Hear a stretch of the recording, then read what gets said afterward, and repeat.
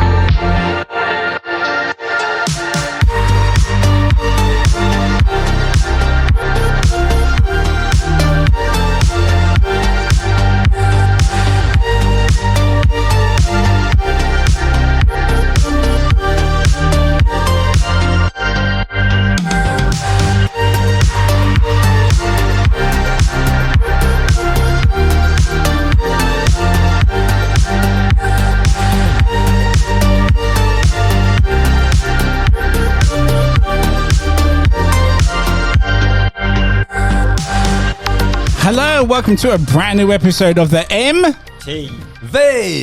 podcast, the podcast that talks about my four favourite subjects. That's movies, TV shows, video games, and board games. I'm your host, Anthony, as well as most people know me as the Ant-Man, and welcome. This week's episode, we're going to be talking about a board game episode, our very own collection, that is.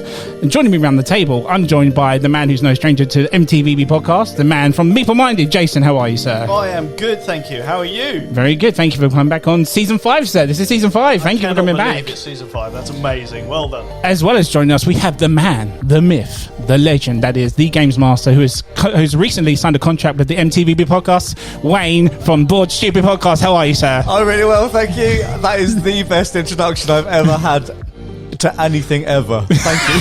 But no, you was with us for Season 1. Thank you for coming back for Season 5. Sorry it's been so long, but sir, thank you very much. It's an absolute pleasure. Thank you very much for having me. Season 1 was a blast, and yeah, this is going to be a real fun one. Thanks for having me on. And Chris. Yeah. I'm joking. Chris, hello, sir. You came here on Season 3. Welcome back, sir. Thank you. I'm a fan of all your podcasts, so good to be here. Yeah, thanks very much, guys. Thank you very much. Jason and Wayne, would you like to do plugs for your very own podcasts? Oh, blimey. Well, I'll let Wayne go first. Yeah, let me go first? All right, fair enough.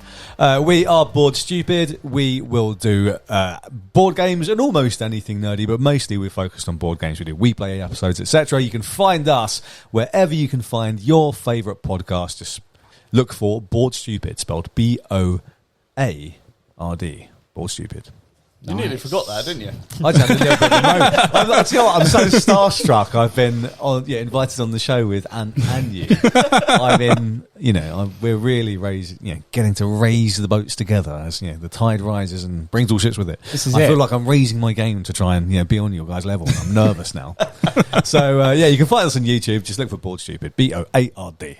Very nice, sir. Jason. Very, very nice. Yep, so basically exactly what he said, but replace it with Meeple-Minded. Meeple-Minded, there you go. Pretty much.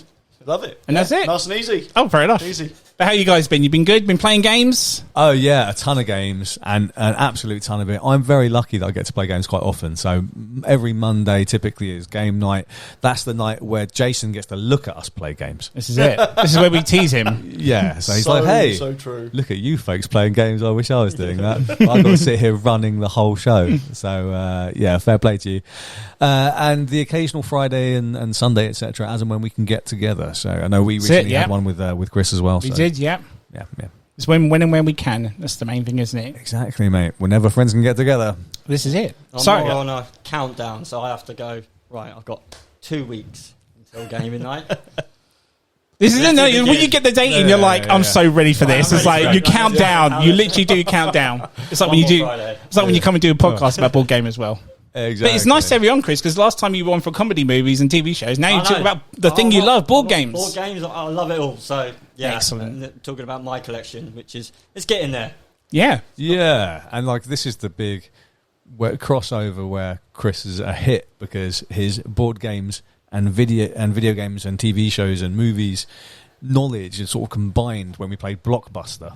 Yes, right? So yes. Like, I've got that was one that we did. That was the first time I played it as well. Yeah, so I've got a board game and also TV shows are involved in this. That's it. Movies and video games. And a game that Wayne did not like. He did pretty good, though. He did pretty well, honestly. He just wasn't. I was just terrible at it. Yeah, that was it. I don't watch enough TV. Found a niche. I have no idea. Do you know, I've seen that game and I have zero interest in it whatsoever. It's pretty fun. It's pretty fun. It's a fun social game. It was quite fun. Great party game. Movies, so it was perfect, and obviously all the boys worked at Blockbusters anyway, so it was and it's a great Christmas game for the family, because that was the one that can bust it out with the family. They can, and it's not the M-word game, so it's not. Yeah. Exactly. No, it's a great party game. Actually, it was good fun. So yeah, the episode's going to be about our very own board game collections. We're not going to go to what the top 5 is just yet. We'll obviously say that when we go to the top 5, but let's do some questions before we get into that top 5. Yeah, the meat and bone of the episode, shall we say? I'm interested to see what questions you've got for this one, I must admit. Okay. I was trying to think of it. We've only got 5 as normal. I could have gone longer, but 5 I stooped it down to. So let's go with the first one. So we're here to talk about our game collection. So please, if you can, and it doesn't ruin your top 5, tell me what was the first game that started your collection and why it was your first choice. Oh, okay. All right, I'll jump in first, shall I? Yeah. Go ahead then. So, modern war game wise, the first game for me was actually Thanos Rising, because that was I've still not played that yet. It was the I've not very played it either. first modern board game that I played when I first got back into it. So it's not actually all that long ago. I loved it, so I bought it. I still wasn't completely sold on the whole modern board game thing. I just particularly liked that game, so I bought that one. I played it a bunch. I then tried other games, which may or may not be on my list. Who knows? Nice little tease. Yeah, I'm not gonna mention those. But that was my first. It did lead me on to buying pretty much every one that's come out in the Rising series. Yeah. However, a lot of those haven't survived. They have actually recently been sold. So okay. there you go. However, Due to Thanos not Rising being- is technically still in my collection. So it may or may not be on the list. Oh, okay. Okay. It's a nice little It won't tease be. there. You're teasing the tip there. So it's the only good, I'm only good at tickling it, teasing. Just tickle it. Cradle the balls and tickle it. How am I going to start now? Oh, sorry, I put you off there, mate. Into that. Oh my gosh. The game that's still in my collection that I first bought is, I think, and when you asked it, I got confused immediately because I've bought so many over the decade or so that I've been in the hobby that Okay. I now can't remember. But I'm pretty sure it's Ticket to Ride. Okay, just So- what, the regular edition? No, or? Ticket to Ride Europe. Okay. I think I'd played it already with a friend, and I thought, this is amazing. And at that point, I was already exploring just getting into board games. And I bought, like, fairly just commercial stuff, right? Nothing particularly exciting or even interesting or even particularly good. Games like Just One and, like, not Just One, sorry, the Yes and No game. There's a few other games like that, like really simple stuff you can buy off the shelf in Tesco or whatever, just to try and do something on a weekend with some friends. And that one I played, and that was an actual proper board game. I bought that, and I think very shortly thereafter it was things like Pandemic, and then it exploded. But Yeah. Ticket to Ride Europe is still in my collection, and that's That exact edition? that exact Oh, edition. nice. Yep. Very nice. Ticket to Ride Europe. What about you, Chris? See, my first game that I genuinely bought, we went to the Horsham, The old Horsham Games Club, the old shop. Yeah. the old board game shop there. Do you remember? Did you ever go there? Was it Battle Quest? That's Battle it. Quest. Yeah. Okay. So I went in there, and because obviously we've been playing with Wayne. He'd been buying loads of games, and I played. We played Secret Hitler first. That's the one that got me the buzz of, there's board games out here that There's I actually like. good games out there. Yeah. Yeah. And then you were like, you were like Dead of Winter, which Yes. I absolutely loved. And then we played Pandemic. Yes. And yes. then it got to the point where I was like, he was always buying his games and he was getting up his collection. I was like, well, can't just keep using your games. Let's go into the town. And we went there, and my choices were Godfather and Blood Rage. Oh. And I'm in an Ara. What a choice as And well. it was Going in deep. And in the end, I went for the Godfather due to the fact it was my first game, and Blood Rage was another £15 more. Only So it was down to Only price. thing, yeah. Yeah, and we did a quick little review, and The Godfather looked absolutely brilliant. And yeah, well, obviously I like the IP. I was going to say, do you like I the like series? the IP, Yeah. but I don't like the film. Oh. So it's Controversial. yeah, but the game's not so much about like the film, if you know what I mean. It's just got the It's more got that mafia theme, like Mafia yeah. theme. It's not really specific. They're just throwing the IP on it to sell, maybe? Or Yeah. is it, Yes, Yeah. but like it had these quality little suitcases, tins where Yeah. you put your money in, and it had so many good components Production was great. that it was like, oh, that was awesome. And then it turned out to be, was it an Eric Lang game? So it's an Eric Lang game, yeah. And it turned out to be that Blood Rage was an Eric Lang game, and I was like, oh my, right, okay. Then it just ended up being, you know, just progressed from there on. You know? Yeah. I suppose that was also a kind of early time where we saw and thought about like really good designers or what a really good designer is, right? Yeah. So thinking, oh wait, these two games are by the same guy. Wow. And then you try them both and they're both equally awesome. So here's my part 2 to this question. If Blood Rage was £15 cheaper and Godfather was £15 more, would you have got Blood Rage? Yes. only because Blood Rage looked awesome, It and does, the guy yeah. behind the shop only had great that he goes, Blood Rage. Like everybody was telling me Blood Yeah, yeah. Rage, and yes, Blood Rage now through and through. Did you But know of this at the time, the Blood Rage? You hadn't played it. Had you either. played no, it? I hadn't played either. No, not. And obviously yeah. Wayne had read reviews, and it was only good things, but it was more a case of, This one's £15 cheaper. yeah, I've got to have something like, what was it, 65, nearly £70 sitting on my shelf Yeah. if I didn't like it. Mm. I didn't want Yeah. to get stuck. I wanted the buzz Yeah. of liking it. The guy was like, you will like Godfather. There's no... And we went and watched the video, and we're like, well, I had everything I want, you know, a bit of shooting, you know. Is this the one that comes with the tin cases? Yeah, That's the right, tin something, cases yeah. and little... Yeah. You launder your money into. That's it, yeah. mafia like leaders and stuff, and the It's little great. they're really cool. Mm. Really, I've not played it, but I know of it. Yeah. I actually think it's probably one of Eric Lang's most underrated games. Oh, I crap, think it's yeah, I forget it's on there, absolutely yeah. fantastic. I loved it to the point where it was like, okay, this is a hobby now. I Yeah. can get behind. I'm not so afraid to lay down, because I'd have no problem doing it on a game, you know, on a video game. Back in, you do the same thing. Well, You- lay I'm down ready to money lay down. down You money, pay the yeah. same price as Godfather.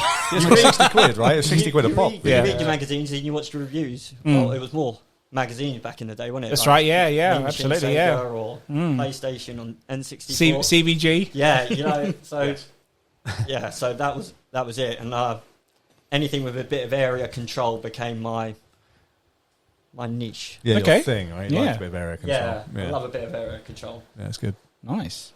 So, my next question to you guys is, how many games had you bought before you started to realise this is going to be a collection? Now, By that, do you mean this is going to be a problem?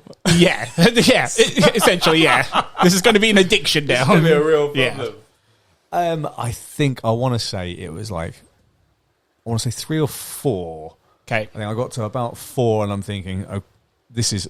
And when you say the board games, this is things like I'd got Ticket to Ride Europe and I'd got Pandemic, and then I quickly moved on to things like Eldritch Horror. Right. Ooh, And then it started, and Dead of Winter, which I bought around the similar time, and it started to get really serious into what I like about board games, which sort of stays with me. So about 4, I was thinking 4 or 5 games, that's it. This is a thing for me, and I really enjoy it. I enjoy everything about it: the learning, the teaching, the playing, the diversity, the experience when you're at the table with your friends. There's nothing quite like it. It's such a great interactive social thing with a cool activity that you can think about, makes you think, you can discuss it, you'll remember it. It's wonderful. So 4 or 5 days, this became a problem. 4 or 5 Is games, it still an 4 or 5 ongoing games. problem? It is an ongoing problem, yeah. 4 What or about 5 you games. guys? Okay, yeah, 1. Oh, yeah, because you just, no, you did just answer that. Sorry, yeah. Due to the fact, like, I'd already got the bug from Wayne. We'd been playing. Yeah. So I'd already got that. And then, obviously, I got Godfather. And at the time, I was single which really helped. Yes. I was just this collection would be so much better. 90% of my collection, I would say now, the chunk of it was during that when I was single and I was buying them every month. You do still buy stuff. I still buy it, but it's not more, as much. Yeah, because I kind of, when you get to a point, you kind of go, right, I've kind of got everything I need. And then obviously Wayne's either got it, or you've got it, or someone else has got it now, which has really slowed down what I need to buy. Yeah. And it's got to really, really interest you, isn't it? Yeah. And it's so hard. There isn't any room on my game shelf to sneak. Just say like, oh yeah. Oh, where'd that come from? Who knows? She will notice, like, what is that? How much did you pay for that? So yeah, that's basically after the one. But the good thing is you are still buying. I'm still buying them, and I get them more as gifts now, and but yeah. Yeah, the one makes sense, Chris, because like you say, if you've played a bunch at that point, you're like, well, I suppose that'll be like your man over at Meeple Minded with his still one. What about you, Jace? How many was it for you? So I feel like I got the short end of the stick here, because like when Wayne got into this 10 years ago, it's like there was a lot of games back then. Yeah, not quite as many as when I got into it. Okay, because obviously I came in slap bang in the middle of that golden era. I sort of got that first game, got really addicted, and then tried a new game, and then I think within the first month from when I bought my first game to the end of that month, I think my collection went from about 1 to about 50. Fuck. So Jason, that's so many. They weren't all the best. They were some of them were very, very questionable. But in the space of that first month, I went from 1 to 50. Oh, that's when you bought every IP game on the market. I bought every IP game on the market. I got every game that you were recommending, and everyone else was like, no, I want to play everything. So I bought more games than I could physically play in that month, even if I was playing a game every day. So yeah, my collection and my addiction was bad. Is it still bad now? I mean, it's tailed off a bit. And how many Kickstarters are you kickstarting at the moment? That's the worst thing. This was before I'd heard of Kickstarter. Yeah. Damn. That's a whole other problem. That's an addiction of an addiction of an addiction. But I mean, I at one point I would say my collection got up to about 400 games. Wow! And at that point, I was, no, it's just way too much. Hiring out cut storage it right lockers. down to 150, and now I've got it down to about 90. That's good going. So yeah, nice. I need to add another 310 at some point in the future. Well, I mean, the Kallax is now looking very empty. Kallax is. He probably owns shares in IKEA Kallaxes at the moment. I wonder if that's a Slide thing. in my pretties. Definitely. It's the board gamer's shelf. There's no argument. See, I think I'm quite lucky now, because I thought everybody here's got their own addiction here. But I can't pull the trigger quick. Boom! I'll have to look at reviews. Yeah. There's no bang. No, pulling the trigger. That doesn't happen. The issue with me is that every time Wayne hosts a games night, something gets added to my collection. Purely because they're great games, and I know my guys would like it. And I hate to ask, can I borrow yours? Because if you did, you wouldn't get it back again. Is the issue. So you can see, yes, there's like Western Legends, there's Scythe, there's so many recommendations here. Well. I did, So again, loved it. Played with my guys and they absolutely loved it. Nice. But yeah, I think mine was roughly like same as yours, Wayne. I had 4 or 5, which were just like movie-based ones. And then obviously I got back in touch with you through pandemic, whatnot, and that's where Nemesis and all the other came from. Yes. And it just grew from there. So yeah. It's amazing, really, isn't it? Because I think when you know you love it, you get into it. It's a hobby. It's a community. I think there's definitely folks that just aren't into games and they never will be, and they don't like board games. But when you do like them, it's amazing. Right now, there's so many. This is it. I don't know what the rest of your questions are going to be, but obviously, shush. As a personal thing, I've always said that I've always had a bit of an excuse as to why I can have so many games. Obviously. Sure. Running the games clubs that I run each and every week. That's a great excuse. I For wish I me had to that. have these wide range of games. So you're for people supplying to for your use. club? Of course I am. Yeah, Like, exactly. They're not my games, Yeah. obviously. They're your club's games, if They're you the will. club's games, despite the fact that I paid for them. They're in my house, in my shelf. Tax deductible. Have you ever had any incidents with that, like people losing pieces or anything like that at all? Or? No, because Or I'm br- like or a damaging hawk even. when people own when people are using my games, you'll find me loitering. Absolutely Not that I hawking it. distrust people, but I would. the whole thing with the club, as Wayne will attest to. I'm always walking around. I'm Yeah. always socialising Yeah, with yeah, people. that's But it. that also enables me to help out with games and see what people are doing with my games. I do lend my games out. I've lent games to Wayne a few times. You've had the offer Yeah, as well. yours as well, yeah. I can't say I've ever lost bits. Like a couple of bits have maybe come back in not as good a condition as they left me. Sure. But we're talking tiny bit of fraying on a Not so much on that it's a like- single token or something. You don't want these nails. Oh, there's a crease on the front. No, Ugh. no, exactly. And to be fair, Nerd. I am one of those people. I sleeve all my games. I put everything in my games in protected I don't know how stuff, people so- afford to sleeve cards. I really don't, because it's crazy how It's so many almost cards as is like expensive as the game. yeah, The right. first few games Mate. have been sleeved. Yeah. Yeah, It's mind-numbing when games come with like a ton of cards as well. I know, it's 300 like- cards I've to got loads sleeve. of packs of sleeves which don't fit any, because they all kind of look the same when you're buying them online. yeah. And I've got loads that don't fit. That's the other thing, isn't it? When you get and call me not one of the worst for this is like, there's tons of cards in this game, but they're all different fucking sizes. Yeah, so it's like I've got to buy 6 different cards, Or they don't fit in your box anymore. Or they don't fit. Yeah. Or games or game designers or game publishers decide to release games with just a weird shaped card. Yeah. You're like, why is this? I mean- why is this card or this deck of cards like 9 centimeters or Yeah. 15 centimeters big? You're like, Yeah. that's huge. Like, I just give me a standard card. As it stands, I'm currently looking at ways with Ank Yeah. to try and deal with the huge ass cards that are in there. It's like there are Yeah. literally no card sleeves on the market No. for that size, so I've got to They're like risk Inish. my game pieces by putting it through a goddamn laminator. Size the cards in Inish. Yes. What's that about? Yeah. It's huge. Oversized cards. Yeah, ridiculous. Anyway. But there you go. That's a Yeah. whole other discussion. Nice. Yeah, anyway. So yeah, we'll move on, guys, through question number 3. So now I imagine you guys have a range of different types of genres of games in your collection, but which would you say you have the most of? Okay, good question. I like that question. Okay. Anyone Yeah. immediately got? Yeah, I would say more.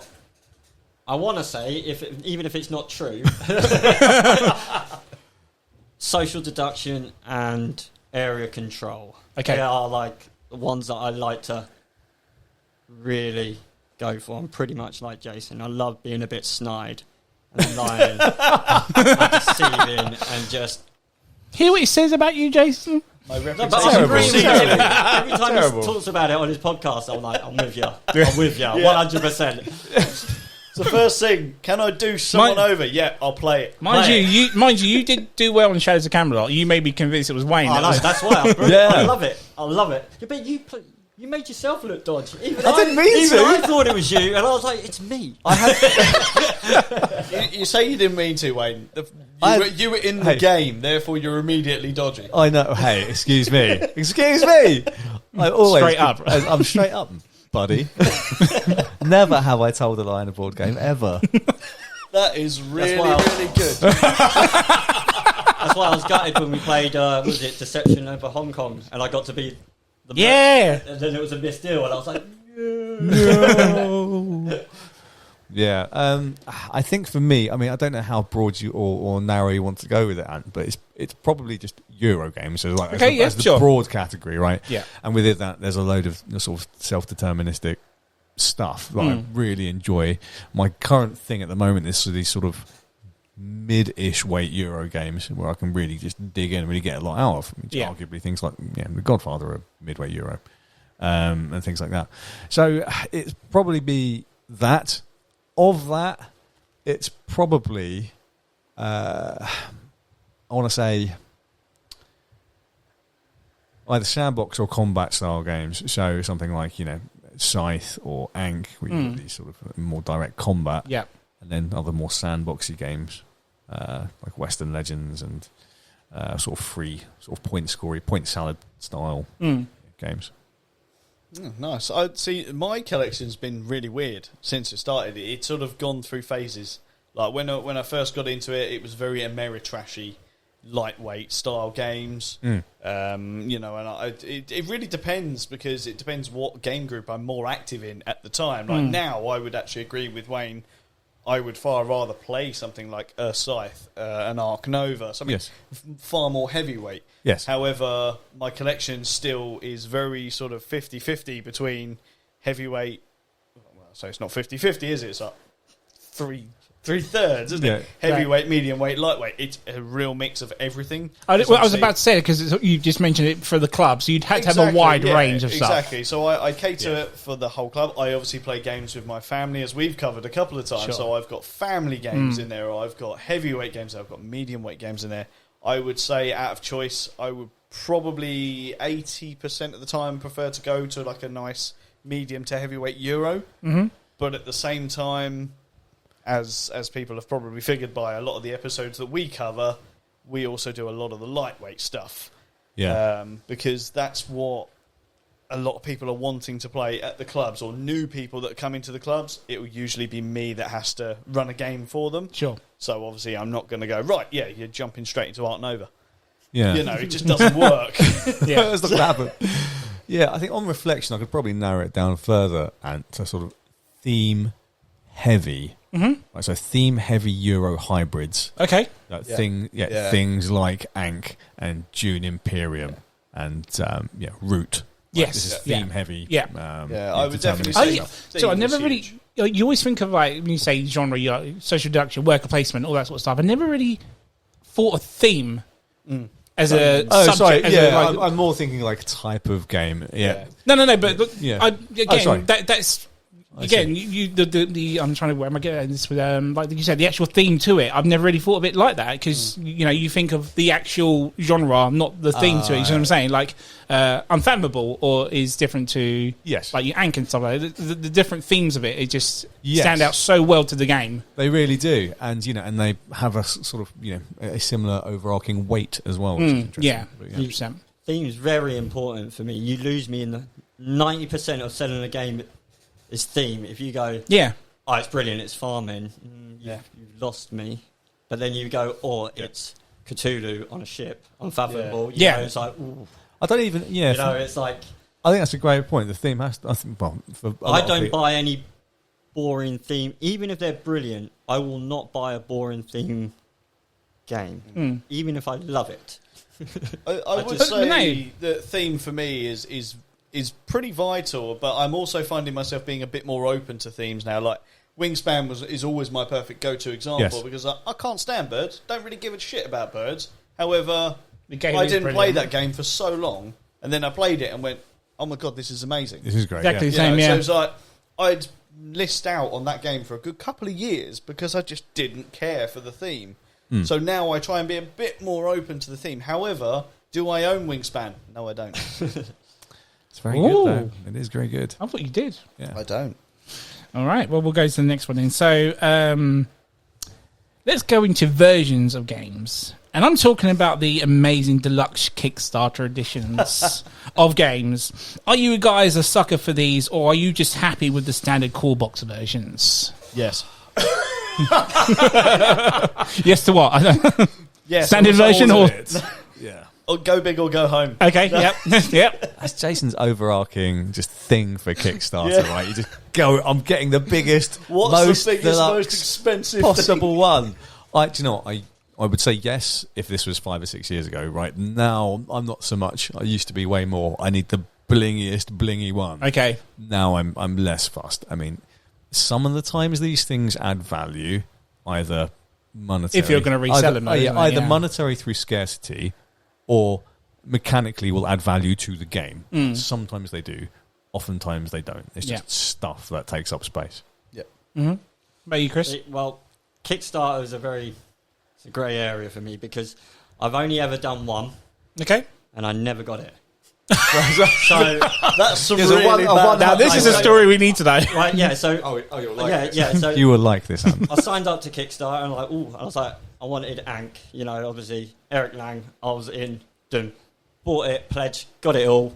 I got the one below the nuts one. I think is it the 130 or Yeah, it was still Anyway, the Kickstarter edition. Yeah, I done it, sent it all off, boom, done. That's as far as I thought I had to do. Apparently, there was like a verification email which you have to register your address or something. Which Yeah. I And then never pay for did. postage separately, isn't it? Wayne gets his email saying, "Oh, it's being shipped," and I was like, "Oh, I better have a look." And then I have a look, and it's just like it's been refunded, and I was like, "Fuck."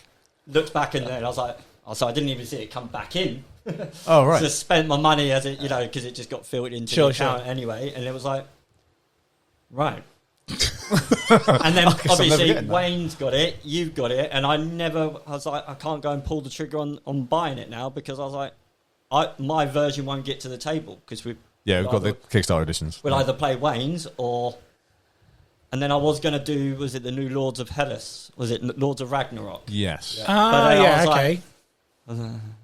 I just went back. No. Is that one that Tom mentioned in a previous episode or We something? Or might you have guys talked might about have it on a done? preview, but no, we've not played it. No. But we know It's- about it. Yeah, but- it's like a futuristic, build your gods up and you But- pray to them, yeah. and it's like, but I think they're doing more Viking. Yeah, it's Obviously. Viking mythology. Yeah, with Ragnarok. So Blood Rage on crack.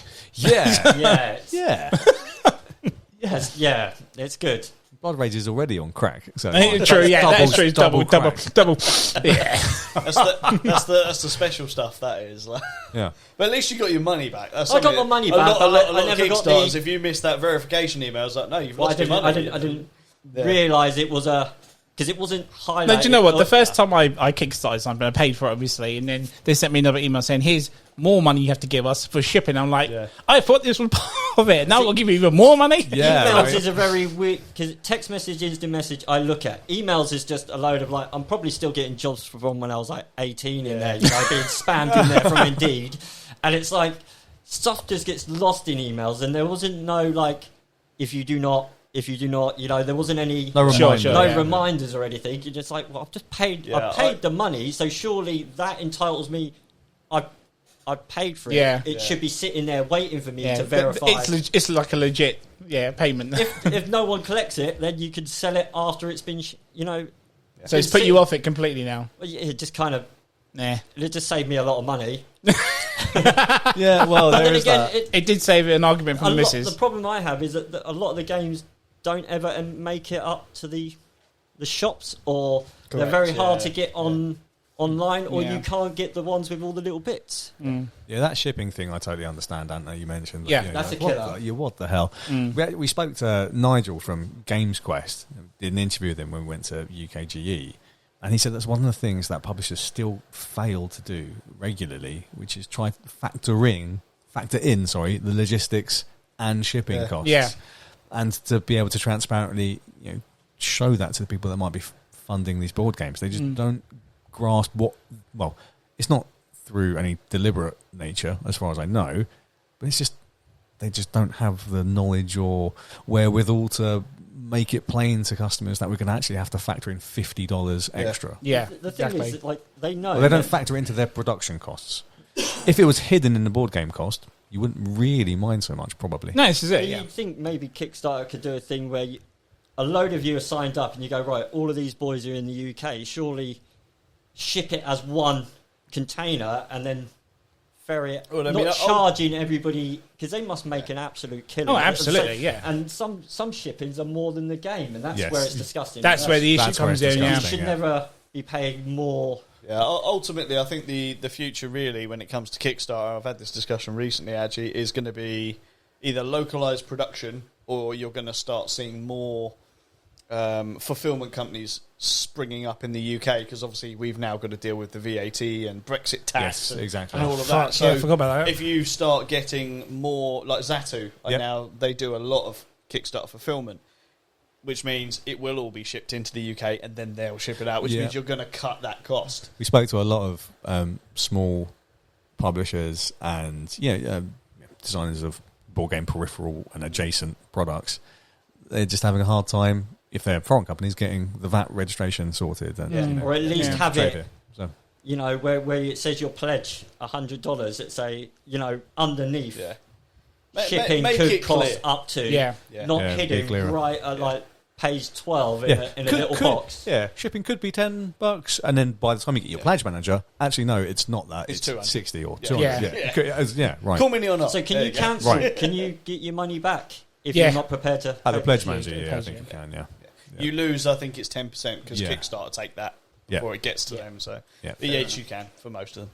So all in all, yes, no to deluxes. Well, Yes, it's used not- to. It's Oh, sorry, used to beg pardon. Yeah. I have So, yes, cut yes, back maybe a no. little bit. It's a soft no. It's not ruled out because there will. Would be it a game. depend on the game Yeah, that you do? Like Eric Lang's next one, for example. Yeah, possibly that for me. Yeah. Yeah, I'm always on the eye out for interesting projects. Yeah. But I don't know. He's left Simon, hasn't he? And I like the They still use him They as a still- I consultant designer. He's but- just a freelancer now. yeah, isn't that's he? right. because the story and the model quality and everything it worked with him. That's why. I would definitely say, for Yeah. me, the only consideration I take now is if there's too many miniatures in the game, then it's a no. That's a definite no for me. Mostly Yeah. today, I can't do No, games with loads of plastic. I've definitely become I definitely prefer wooden meeples. I prefer. I've actually moved Just on to wooden bits. liking standees more. Yeah, I like standees. Standees are Yeah. great. My Standees painting are pile's quality. too Yeah, I big. like standees. All right, so we'll go to the very last question before the top five then, guys. Now, I know that our collections are always ever growing, discovering new games and adding to our collections, but I want to ask you guys, how proud are you of your collections? For example, a sense of like happy that other gamers snoop around your collection, or happy to display it for people to see your collection? Okay, so you've been on my podcast. You've been on my podcast. How well do I display my games when You you do, come to yep. my house? It's the only thing you can see. Exactly. I can't even see your couch, let alone your fucking board games. yeah, mate, I think it's, I think I've put mine pride of place in my house. Literally, you come in the house, turn right to go into the living room, and it's fucking there. And The wall. you're okay with everyone to like, oh, you've got me. Yeah. So yes, envy me. No, absolutely. Yeah. I mean, it's pride of place for me. I've got like my games / dining area, right, and it is right there. I've organised it all lovingly. I love it to bits, and I will show it. I'm like, oh, not interested in board games. Yeah, but if you walk with me, aren't they cool? Yeah. Look at how awesome my Look at the collection art. is. You're around the dinner table, you don't mention it, and you're Yeah. like, did you see this? Yeah, have you seen this? Yeah, I call it the archive. Like, you should, like, play sometime. And yeah, I absolutely love it. And when other board gamers like, yeah, I definitely do. You've like- I do it with both of you guys. I always got like, oh, you've got this. Oh, I I'm didn't the realise you same. had that. I'm absolutely snooping your collection right now. Oh, okay. Yeah, I'm getting worried now. Yeah, so no, I love it. I absolutely love it. I love showing it off. I love sharing it with people, playing, and yeah, if other folks come and look at some stuff and go, "Well, that looks good," or "That looks good," I wish I could play that. I'm like, yeah.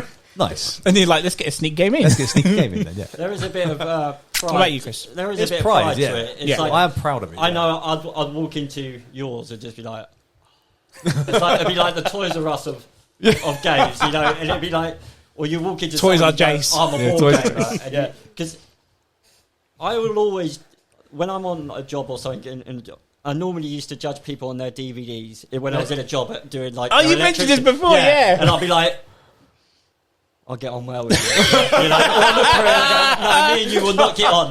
And the same with the board gamer. Like, I'll look for it and it'll be like, oh, he's got Catan, he's got some risk. No. He's got Monopoly. Yeah, not interested. I'm not getting on with this game. But, like it's a.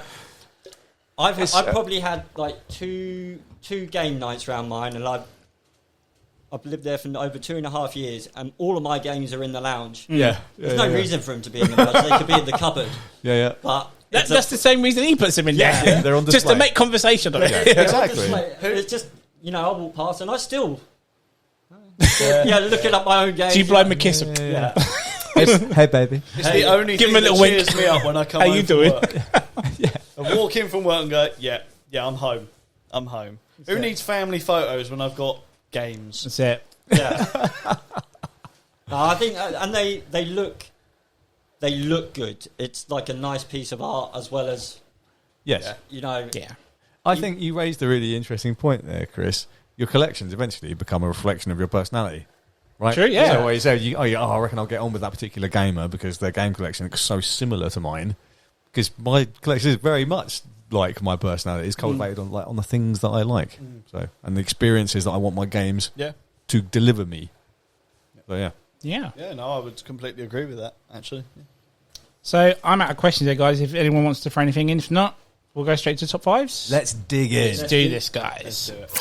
It's time for a top 5. So this top 5 here, well, obviously we did mention it before, is going to be about our collection. And the thing, this collection we're talking about is the top 5 games we would never, ever sell from our collection.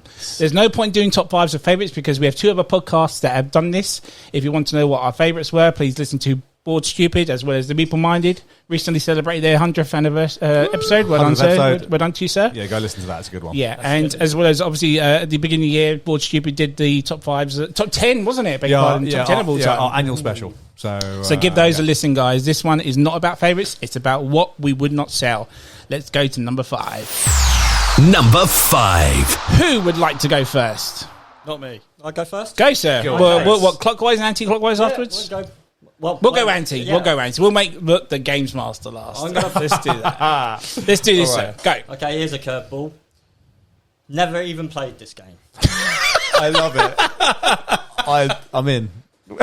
Right. Hang on 1 sec. Right, okay. The game is Wonderland's War. I just got it for my birthday a few weeks ago. Yep. Now, the reason I would never got it is because my partner and my boys got it for me as a birthday gift. Sentimental. Sort of thing. Sentimental, and I could never go... They go, where's your game? I'll be like, oh, sold it. No, I'm never crossing that bridge, and I wouldn't want to sell it. And I've watched the reviews, and I've watched a lot of stuff to know that I'm gonna like this game enough to at least keep it in my collection for as long as possible. I was never one for selling computer games or anything really, because you never really got a good price for them. Well, computer games. I think board games is different because you do get your money back. Or, it holds its value a bit better. Yeah, it holds its value better than a computer game does. But yeah, so I would never sell Wonderland's War. Have you played it? I have indeed. Yeah. Yes. So from what I get, it's like Quacks. You got like a bit of bag building, area control, and battling around a tea party, and space for Wonderland. It just ticked so many boxes. Recently playing Quacks, I was like, right, I love a bag builder. Yeah. And then I was like, right, area control. I was like, well, you've sold me already. And then all the reviews was just like, the standees are beautiful. They said, don't go for the deluxe. You do not need the deluxe. This one is perfect for what it is. It's just beautiful. And Nice. I haven't played it, but if you said it's a... So yeah, I've played it. I've only played it once. I have played with the deluxe, but I've also seen the standard. I would completely agree with that. You don't need the deluxe. I'd actually say the standees are better than the miniatures. The only thing I would say I would really miss from the deluxe is probably the really nice clay bits and bobs. But other than that, do you know what? You don't need it for the extra cost. It's not worth it.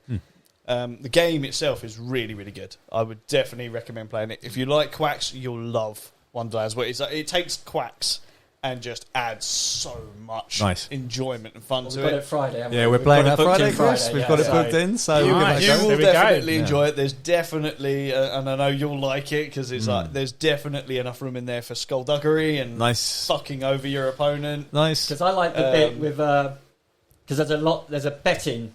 If someone when the battles, you can bet on who's going to win, so you're not sitting out of the battles. You have a So little you've bit got of vested interest. Yeah. That's great. No, I didn't even know that. Yeah, there's so much that goes on in that game. It's great. Yeah, I was also want to say that's a lovely reason for not selling that game, Chris. So the sentimentality is a strong thing. Yeah, And I definitely. think it's great. Yeah, like I said, I now tend to look for, because birthday's July, and then obviously Christmas. It's very 6 months apart, and so it works nicely. So you guarantee the board game every 6 months? Yeah, pretty much. That's what I work out. It's like, I'll have a board game, and there's no questions asked at Christmas. I'll have another board. Nice. I'll have another board. So do you own it, or...?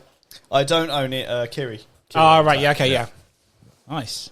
My number 5. My number 5 is Cthulhu Death May Die. My collection to it. I'm literally one piece away from that collection. Not only do I really fucking love the game, it's one of those games that, hand on the heart, I'm not the best model painter, miniature painter by far, but this set, I have taken my time with this set and painted the shit out of it. And I think personally, you guys probably might not like the results of it, but I love what's come out of it.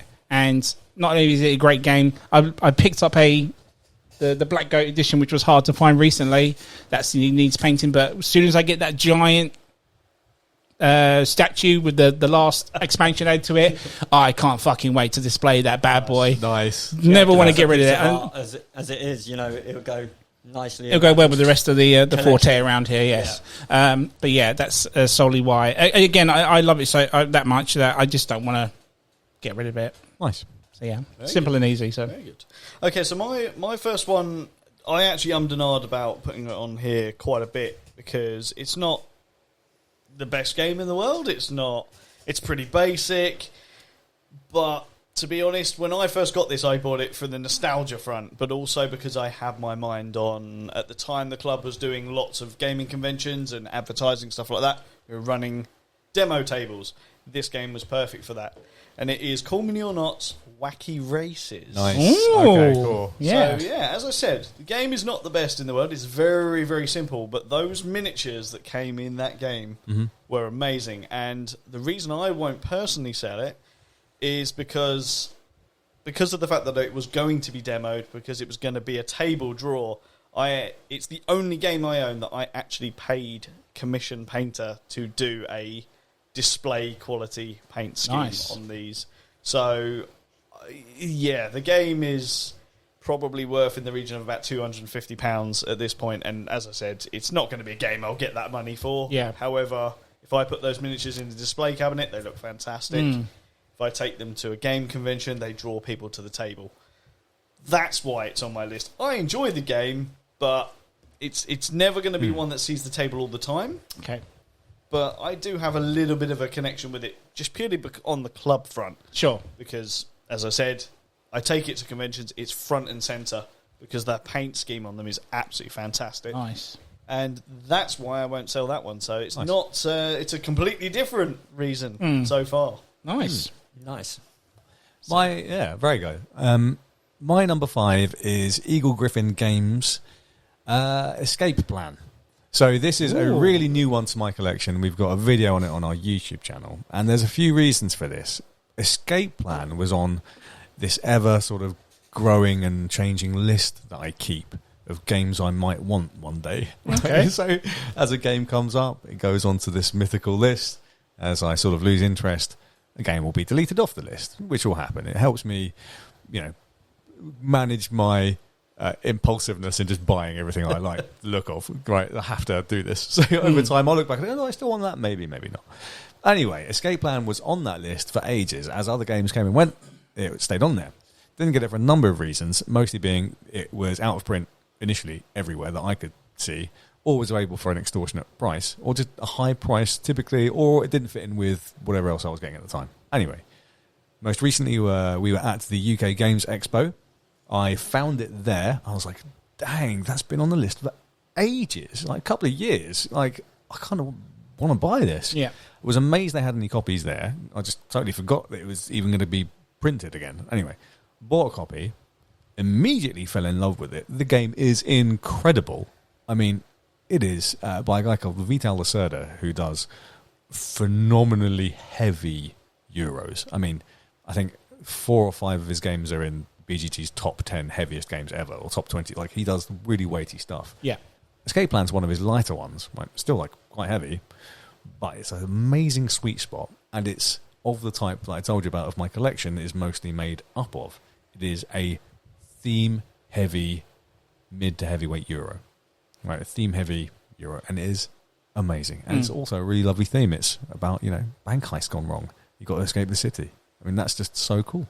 Yeah. So, yeah, a couple of reasons, really. One, it was on my list for so long, and I also now tie to it one of my favourite experiences ever, which is my first experience at a board game con, which is UKG. How weird is that you found the game you wanted right there. right there and there. It's almost like I envisioned it was going to happen. I was Yeah. like, I thought to myself, this is the first time I'm ever going to go to UKGE. Did you have any like thought that it was going to be there? Like, did you know No, it was going to be not there at all? No, I just thought, if it's there, I might pick it up. And I saw it. And there was one other game that had been on my list for a while, but floated off in the past, and it was Carnival Zombie. And I thought I'd never see that again either. So there was quite a few games which, I really could have dove in on. But yeah, amazing game as well. I think that you would both like it. Set it up for games night, please. Yep. Yeah, so that's quite nice because again, you've got a little bit of sentimentality about it because it was something you got at your very first attempt. It's something that I thought about regularly, right? Or say regularly. Every sort of one of the Dice Tower's top 100 lists. One of the folks, I think it's Mike or whomever, would talk about Escape Plan. I'll be like, oh yeah, that's that game. I've always wanted that. And that would happen for a couple of years. Coming up. Yeah, it'll keep coming up. Like, I always wanted that. It's still on the list. I really want to get that at some point. No, it's still out of stock. Or it's too much at the moment. And then I found it. I was like, brilliant. Yeah. It immediately tied that to an amazing experience, of which UKG was generally. So. And it's good to lead to the hype as well. That you actually liked it. Yeah, you liked it. I'm not never to sell it. Yeah, right. No, I'm never selling that now. It's great. And plus, limited print run stuff from a relatively small publisher. It's going to go out of print soon again anyway. So. Sure. Yeah. Nice. Very good. We'll go to number 4 then, guys. Number 4. Chris. Right. You're number 4, sir. Number 4 is a game we played a couple of times. Once, good, and then the first time was a bit of a shambles. I know exactly what this is. Right. This one is a game by a YouTuber called Tom Vassell. And Hey, it's we called- wrote some M Vessel. And I think his name, is it Simon Avery? I think so. I don't Avery know. I is can't remember the other- other designer. Yeah. It's called Nothing Personal. And Okay. I've not heard of this. It's designed by Tom Vassell. It's designed by him, and the reason I watched a lot of Dice Tower, that's basically where I made my reviews and why I got into like board gaming. Yep. Like I just watch all of the top 100 games, and that sort of got me my list of what do I want to play, and that's where I got my list of my gaming collection that I wanted. So I was like, well, he kind of talks a bit of sense, and not all the time, but I was like, right, he must make a kind of decent game if he slates games all game. So the game is he has a very particular taste, doesn't he? That man? it does. Yeah. And the reason I like it is the components in this game are like second to none. You They have are great. metal coins, like proper Yeah. pirate gold, basically. Yeah. And the money is like cardboard stacks. It's like thick, chunky Just tiles. chunky. Yeah. And the Godfather is the player token of the Godfather is the mafioso ring. It's like a mafia. So the first player Mafia token ring. Yeah, so is when a you're on the metal Don. mafioso ring that you wear. Oh, no way. You wear That's like a cool. big- That's a great first player ring. token, yeah. And you basically have a 12 or 15 like mafia guys in cards, Yeah. and you kind of work up the board, and then they all have certain abilities and powers, and this one screws that one, and this one does this one, and this one can racketeer, and this one can whack, Yeah. and you can end up putting like the police onto him, and it. It's like a mafia family tree, isn't it? Yeah, and so- you're sort of manipulating it. Okay. But the reason it's on my list was because when I looked at trying to find it online, it was about £300 to £400. It was one of those games, you know, Wow. from the Out of States. print. It was Another limited run, was it? Yeah. And then I saw one on Google, and it was $49.99. I checked the reviewer, and he had a few, and it wasn't good enough to.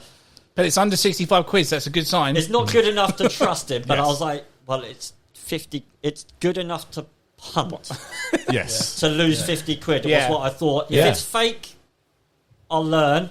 And it came, and it was like, banging. Wow. And I think it's one of those games It's a that bargain as well. I don't think anybody else has it in their collection. It might not be. I've the never best, heard of it. but I never knew he even made a game, It's, so not, it's not the greatest game, but like because no one has it, it's a game that it's unique. So, It- like, it's- ha. bring it And out. I actually think it's very good. It just needs more plays because surprisingly, for a game made by Tom Vassell, the Very rules are complicated. terrible. Oh, they really? I thought the rules were so bad. to First be time fair, we he doesn't struggled. talk like favourably about his own game, does he? No, Like, it's I a mean he's not very my favourite rare time. reviewer on the channel either. I was Yeah. more a Sam Healy guy, But I thought, do you know what? Let's take a punt because it was always in someone's collection in the top 100. I don't know if they were just buttering him up, but it was like the components in itself is good enough, and the fun that we had in that second game, Yes, it was very good. warranted enough to get it back to the table. And I think because no one has it and how much it could go for, I don't think I'd sell it Yeah, nice. Nice. Good choice, mate. Again, has he only made the one game, or? I don't know, I'll be honest, but maybe. Yeah, I think he kind of got slated. I wonder if he Dice Tower approved that game. Dice Tower. Approved. Seal. Nice. Seal Wrong podcast. of distinction right there. That's right, seal of excellence. That's it. Yeah, no, it's a good game, and it's got It the is good. Mafia sort of skin, and I like a good Mafia game, and it was good. Nice. My number 4, very short and sweet, is Scythe. I love this game so much, and with the legendary box I've got, I'm literally like Call of Cthulhu Death Metal. I'm literally missing one bit, which is the campaign. The Rise of Fenris. Rise of Fenris. That's the only thing I'm missing from that. I have it. Everything is in that box. The modular board, expansion board, the resource pieces, realistic ones, metal coins, the whole shebang. That is the only thing I'm missing. And when I get that last bit of thing, I will never sell it because that game's amazing, and what it comes in is amazing, and how it's all displayed inside is amazing. It is. Sorry, I'm going too much into it. No. I love Scythe. It's Scythe. Who doesn't love this game? It is amazing. What is stopping you from getting Rise of Fenris? Is it just space and money? It's literally been out of print Out for a of print? while, but now it's back in print now, isn't it? So yeah, because I got that, and it's great. Yeah. I mean, it's great. I know. No, you will love it. It's yeah, back in print, yeah. right? But basically, you can either play it as a campaign, but you don't have to. It's modular. So what I did, I played a couple of games of the campaign, but then most recently with the guys, we just broke out every module and added everything. And it was balmy. It's so good. Yeah. Yeah. Brilliant. So Have you yeah, got everything then. Yeah, I've got everything for that You've game. got now, everything. And So you're that's just missing literally that the only one. thing I'm missing. And I still need to play it. That was good. That's it. Short and simple. Scythe. Fucking awesome game. Again, Jason. really good choice on that one.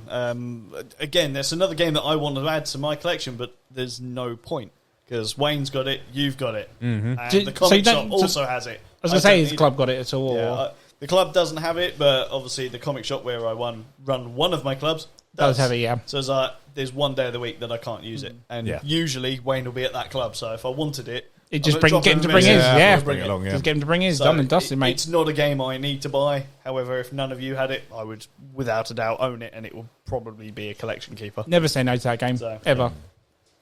Okay, so number 4 for me is a game I've talked about a few times, and it is Flashpoint Fire and Rescue. And Still need to play this bastard. various expansions that I have, because I have Yeah. quite a few expansions for it. Again, I've talked about it a few times. It's a really good co-op game. It's quite lightweight. It's a very serious theme, but not in a serious way. So, houses catching fire, never good, but, the game makes it fun. And, the cooperative aspect of it works really well, as a real firefighting team would. I just love it. And it's so easy to teach as well, which is another reason I like it. So this is another one that's on my list because, one, I have to teach it a lot. I haven't done for a little while. I've taken it out of the rotation because it got to the point that so You're many sick and people tired was of like, I want to play this. I want to play this. Oh, okay, I'm fine. Yeah, all right, I'll play it. And I was getting tired of playing it. So I was like, right, this is coming out of rotation. It's been out of rotation now for about 6 months, so it'll probably start working its way back in. Sure. But it's always going to be in the collection because it is fun. It's a co-op game that isn't pandemic, and it's a theme that you don't see all that much of. Yeah. So Great. that, for me, is multiple reasons why it can stay in my collection. I looked at buying that game because of your review.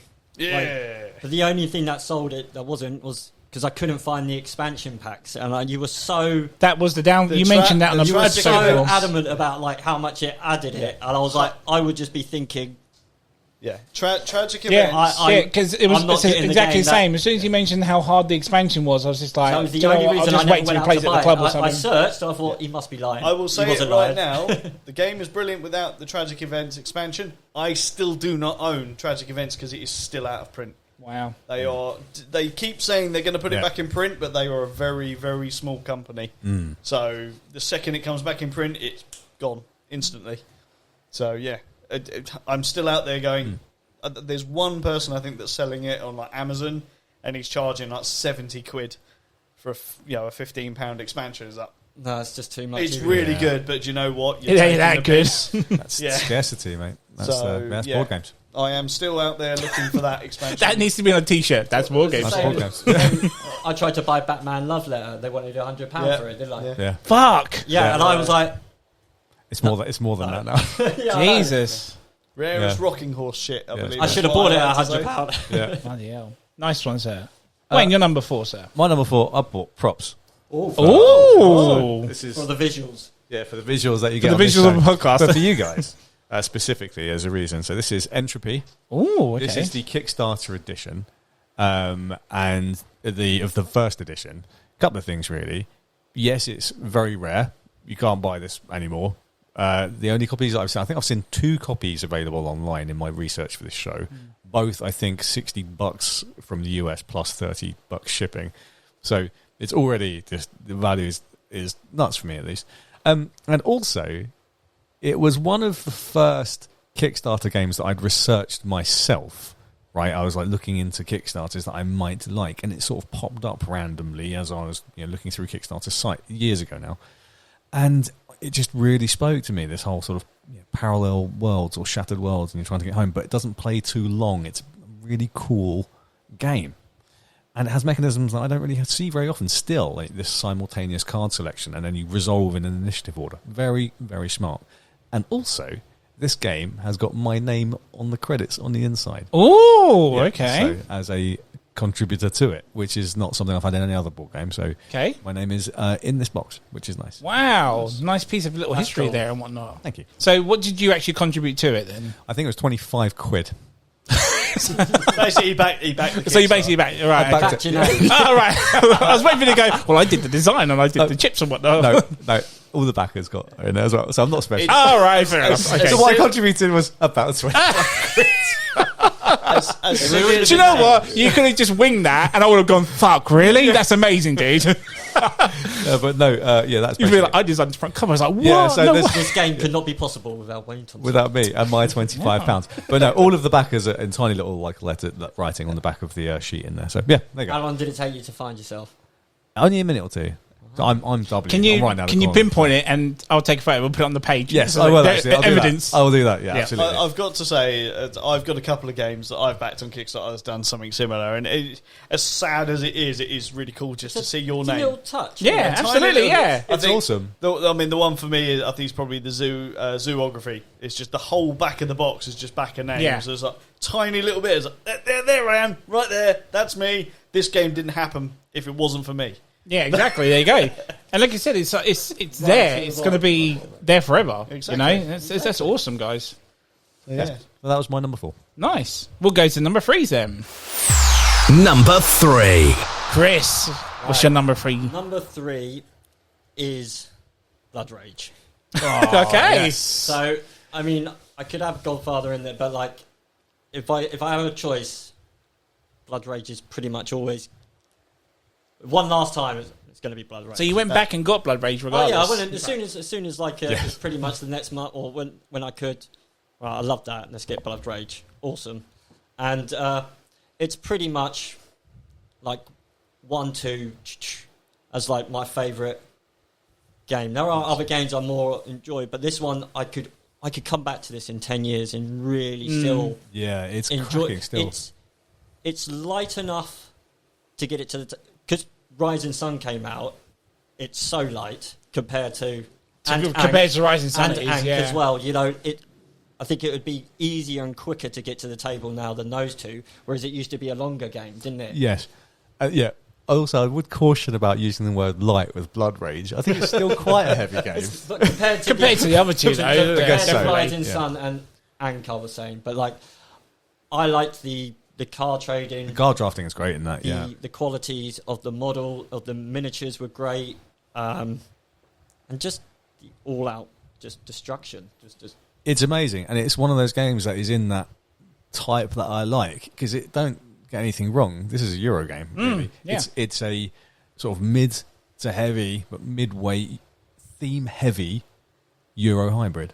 And it's great. It's an absolutely brilliant game. he says like Euro, and I'm like, it is. It is, yeah. There's no, Yeah. not really any I was like, randomising. Yeah. you said it earlier against my Godfather. I was like, oh my god, it is. Yeah, yeah. Yeah, I don't realise that they are Euro games. But they're I'm more as theme-heavy hybrids, yeah. I class them as a miniature, but Ah. they're That's the thing though, is it's that hybrid that Yes. you're talking about, because when you think about Euro games, they traditionally are essentially either themeless or the theme is very, very lightly pasted on. Yes. But now you get this hybrid of very heavy thematic Euros. But then Yes. And that is the perfection. I think it's Yeah, great. I right love there. that spot. Yeah. The Euro part of Blood Rage is Yes. what makes it great. Yes. Just thinking about it now, same with like the way stuff works. Yeah, it's all interlinked. Mind's It's blown. yes, yeah, there you go. It's deterministic. I've blown your mind today. But no, yeah, that it fits right in that space, and it's Yeah, brilliant. and like just Yeah, the brilliant one. miniatures and like the way stuff, everything flows nicely. I think with Blood Rage, Yeah, there was a couple of tweaks I would have liked. I would have maybe liked the ships to be able to move, yeah, Yeah, okay. but I think pretty much they get it yeah. It's, spot on because it was like one of my top like new games when I got into the hobby. It was so it's still And it was feels super contemporary. It's Eric Lang. It's a brilliant design. and I know when when Sam Messer when he loves it still and it's still in his top 100 games or in his top 10 pretty much Yeah. all the time. I just think it's so easily played and I love it. Yeah, it's great. Great choice, choice. sir. Great choice. That's why it was £15 more expensive. Yeah, And it was probably worth it. Yeah, brilliant. that's it. It was definitely worth it. That's it. Bang for your buck, mate. Yes, I'd go mate. back to myself and slap myself and just pay the £15. But then again, do I buy Godfather? I don't know. If, Would you go back in time, tell that young Chris to go, no, get No. Blood Rage instead? If you go If back you would and have buy- bought Blood Rage, would you have gone back? I don't know. That's because it, it's not right, as good exactly. as- It's not as. And then would Godfather be number 3? Ooh. Who knows? Who Who knows? Yeah, who knows? Yes. Right, my number 3 is a game I have constantly mentioned on this podcast, as well as Jason's. I think he knows where this is going to go. Marvel United. I wow, okay. friggin' love Marvel United. As you Called can it. tell, there is a shit ton of it there, and it's still ever growing. Not on my list. only, again, this is a game, whether you're going to like it or not, it's very Marmite, whatnot, but I love this game. And as of recording this, 2 days ago, Tom Bassel put a video up saying it was his favourite Simon game of all time. Yeah, I saw that video. And so, but yeah, that again, I just love it. It's the variety of it, the amount of characters you can bring in it. Every game is different. Like I said, I'm not even halfway through collecting. I've still got 6 more boxes that need to add to that yet. So, I don't think I could ever sell it after that. Complete. Jesus Christ! I can see a bunch of boxes there. It's just there's more behind those boxes. It's the problem though. Those two are just displayed. There's more behind that. So I've seen some like absolutely wild Kickstarter delivery pictures of Marvel United. People Right. just standing next to boxes of the stuff. It's just I think it's crazy. been really. I've not played it, but I've heard nothing but good things. I haven't heard much control. yeah, I'm worried if it'll be your kind of game. I would like you to try I'd it, but love to I try don't it. think it would be your cup of tea personally. But I would like you to just give it a go. Oh, of course, yeah. It's a But, surprisingly enjoyable game because it is a very, very lightweight game. Like Yeah. it is definitely for me at the very least in Gateway Plus. Right, okay. But if not, Family Gateway. Plus. Yeah, It's a don't Gateway game. base it on your first go. Have a couple goes and Yeah. then decide. Hey, I'm always willing, yeah. But hey, yeah, Jason, you've had me on an episode of yours Yeah. describing this game. When I love this to bits, I can't. But I could I ever get rid of that collection? I don't think I could bring myself to selling it. It's not in my top 10 of all time favorite games, but fuck me, I can never sell that collection Nice. ever. Yeah. And again, it's a collection that works for a lot of people as well. Yeah, That's the other exactly, thing. yeah. So, Yeah, it's a theme you like. You can play it with a lot of different people. Absolutely. And again, like I said, different every time. Yeah, nice. Jason, and it's number Marvel, 3. so it will never stop getting. That's the expensive. thing, yeah. If they ever do a DC version, fuck me, my dick will get so hard. Oh, mate. Oh, With the crossover You'll be in- mechanic. absolutely, You'll be yeah. in so Oh my much god, trouble. crossover. Can you imagine Batman? Jesus Yeah. Christ, Eric Lang, make it happen. Yeah. Jason, number 3. Okay. Oh, how do I top that? Well. So for my number 3, it's where we start seeing crossovers with my personal favourites Okay. of all time. This will probably please Wayne because he's the arsehole that got me into the game in the first place. Oops. And the real question is, what do you think you could guess what this one is? Now you said it, I'm not sure. I kind of maybe want to say Smartphone Inc. because that's one of your favourites of all time. But Root? no, it could be Root. No, It's Root. It is Root. Okay, yeah. It's Root. It'd be Yeah. one of those two. Yeah. Yeah, Smartphone was very close to making this list, I will Yeah. be honest. But yeah, no, it's Root. I absolutely love this game. I haven't fully expanded it with the latest stuff. How many are However, there now? I think it's. I want to say 4. I want to say 4 expansions. Yeah. So you had the Believe it is, Riverfolk. You had the mountain one, the underpass, whatever that Yeah, was. yeah. You had the Marauder, which is the most recent one, and then there was a couple of smaller box expansions as well. Yeah. So there's a ton of stuff. It's the last big box one that I don't have, and Right. I don't have the Artisan pack. Yeah. They're the only 2 expansions I don't have. Another reason that this would be a collection keeper for me, one, because it gets played all the time. This is another game I had to take out of rotation because I was hitting burnout, after playing it 27 times in 2 weeks or whatever it was. I've upgraded this one as well, Okay. so a lot of the components I've 3D printed new stuff, so I've made it look better. I've painted stuff. Mm-hmm. I'm considering miniatures for it, but I'm talking myself out of that. It's one of the downsides to having 3D printers. It makes it very easy. But yeah, What's stopping you though from that? It's one of the things that I think when I first played it, and we actually mentioned it when you did an episode on this, and I was on with you, is that I think miniatures actually kind of detract from how lovely that game really is. Okay. The meeples are so right for that They're game. wooden ones in this. The aren't wooden they? ones, Yeah, that's how I describe it. So- they fit perfectly. Yeah, like I've got really nice miniature files that I can print for it, but it just sort of like it changes the game, I think, if you then put miniatures on it. Whereas with the meeples combined with the 3D buildings that I've already printed for it, it works really well. Yeah.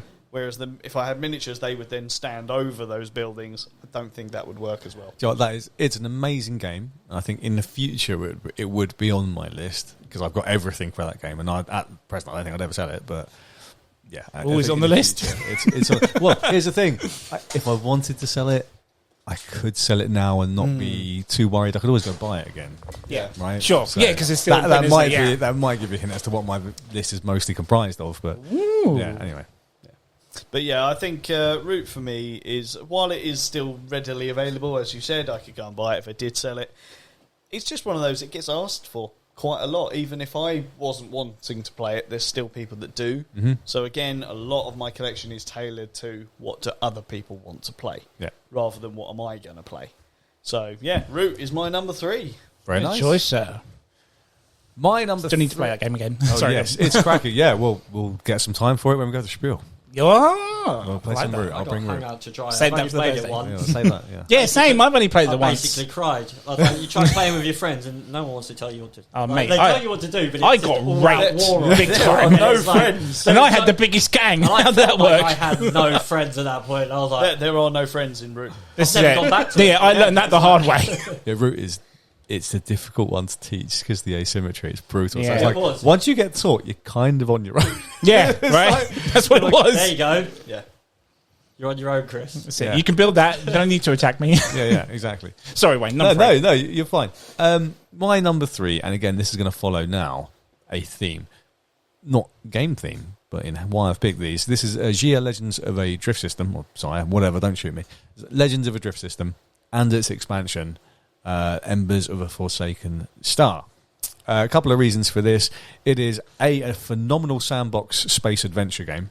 You are a ship captain, and you get to explore a frankly ginormous galaxy map, especially with the expansion, which I'm including it with. And it's you can get points however you like. You can do missions for people. You can either be an outlaw criminal, or you can be a good guy, kind of like Western Legends, but before the time of Western Legends.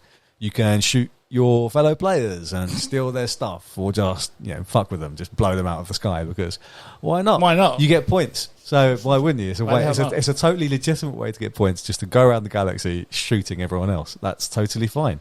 There are little NPC models in the game that you can interact with. There's like a policeman and a scoundrel who'll come and steal your stuff. And if you're an outlaw, you've done too much stealing, the policeman will come and chase you down. And then they're also, you can shoot them, and there's a whole thing there as well. It creates such amazing stories, and is kind of in contrast to the type of game that I just told you I liked, which is those theme heavy Sure. hybrids. This is just an trashy American dice rolly game. It's full of theme. The stories are made through the wild shit that just occurs when you're chucking dice at the table and moving your little ship around, having wild adventures. It's fantastic. It's super memorable, and at this point, it's still difficult to get hold of. It recently came back into print, but it's expensive. It's limited run stuff. It was originally a Kickstarter a while ago, and the Embers of a Forsaken Star expansion. I have to thank Simon for finding it at the UKGE for me for £20. you Google that right now, it's going for about £60 Wow. without shipping. So it is scarce and it is excellent. And I've never not had an amazing time. I could never sell it. Do you know what? I think I need to find tell you guys about some other games I'm looking for. Because you seem to find everything at UK Expos or whatnot. See, I was after something. You found it like literally the next day. And I'm like, damn it, now I'm going to fork out 100 quid now. Shelf right there. I can see it right there. So, yeah, I can see it right up there. I wonder if that would be on your list. But make a list for Spiel. We'll look for some stuff. As I say, I need to, and you'll find it for me. Yep. That's me. That's my nice. Number three. Right, let's go to the number 2s. Number 2. Chris. Ooh, number 2, getting down to the juicy. Getting down to the the meat and bone of the top 5. Back to brass tacks. Because normally you'd be like, oh, right, my second favourite game of all time. But it's not. It's not. See, Yes, exactly. this game is a brilliant game. I love it. And the reason that I'm keeping it on my list and I would never sell it, due to the fact of I can get my mum to the table with this game. Like, you know, after we've had like a meal or Christmas, and the game is Jamaica. Such a good game still. So it's Still like, need to play it? You know, it's basically a race, a pirate race, you know, around a cove, an island. But the reason I like it as well, on top of, is the fighting. That it happens. You cannot stop it. You move into the space, and it's just. Normally, you would be tactical, not to. I don't really want to fight you. It's just. Pow, pow, pow, pow. You kind of have to. Is there? I just dive straight into it. But, you know, but there's sometimes you think, oh, planned out right, and then you go forward and you miscounted, and you've gone, oh, I haven't got the money for that, and you go, and you end up further back than where you started from, and it's very good. my mum loves it, my stepdad loves it. It's quite a recent game, is it? No, I want to say 2007, I believe it was, the Oh, original wow. printing. I've only heard of it Wow. recently, so I thought it was quite recent. Yeah, because there is a second edition now, I believe, which came Ah, out a few years right, ago. okay. I think it's at I would upgrade to that, but it's only due to the fact just of how easy, like everybody in my family sort of enjoys that because it's an enjoyment. It's a not great just, family game, yeah. but there's enough in there to be like the fighting adds a bit of like the shit battles, but it's not a oh, you're always going after me. You have to fight. It's a have to fight, and it's a roll. There's no. And I assume it's easy to play. Yeah, Brilliant. That's why it is, because my mum gets frazzled. Yeah. Like you try explaining most games that like. Yeah, you there mentioned is this on your episode yeah, as well. it's one of them games. It's a very, very easy game to play. It's like you'd think that there's going to be analysis paralysis in the game, and there just isn't. It's like I've got 3 cards in my hand, and there's 2 dice on the table, and those dice are going to correspond to 2 symbols that are on my cards. So I've got basically a choice of 3 things. It's like, well, what do I want to do? It's move back, gain tokens of whatever it be, and that's it. That's literally it. It's ultimately it is a racing game. Yeah. But as I said, the added fun of fighting, the piracy. the piracy of taking and chucking. Yeah. You're only allowed a certain amount of bits in your hold, and you get booty and swag, and you have to chuck stuff overboard. Yeah, it's and great. and again that misjudging as well. It's like, well, I want to move there, but if I do that, there's a chance that this person could end up on that space before me, which means I'll be forced to fight. See, But then again, I was like, oh, okay, no one's there. Brilliant, I've moved there. But then the next person has done exactly the same thing. It's like, oh, great, now he's going to attack me and steal all the shit that I've just taken. for Really a family good fun. game, we had to leave Blood Rage up overnight and come back to it the next day. It was like a 15-hour game of Blood Rage because the rules were a bit too complicated for my. You know, it's only done through 3 ages, right? Yeah. That's what I mean. It wasn't. So I said after that, I was like, what I class as simple games. Let's take a hard look, and that's when I found Jamaica. I was like, that's perfect for the family, and like my mum loves it. So whenever she comes round or it's Christmas, she'll always say, "Oh, let's bust up."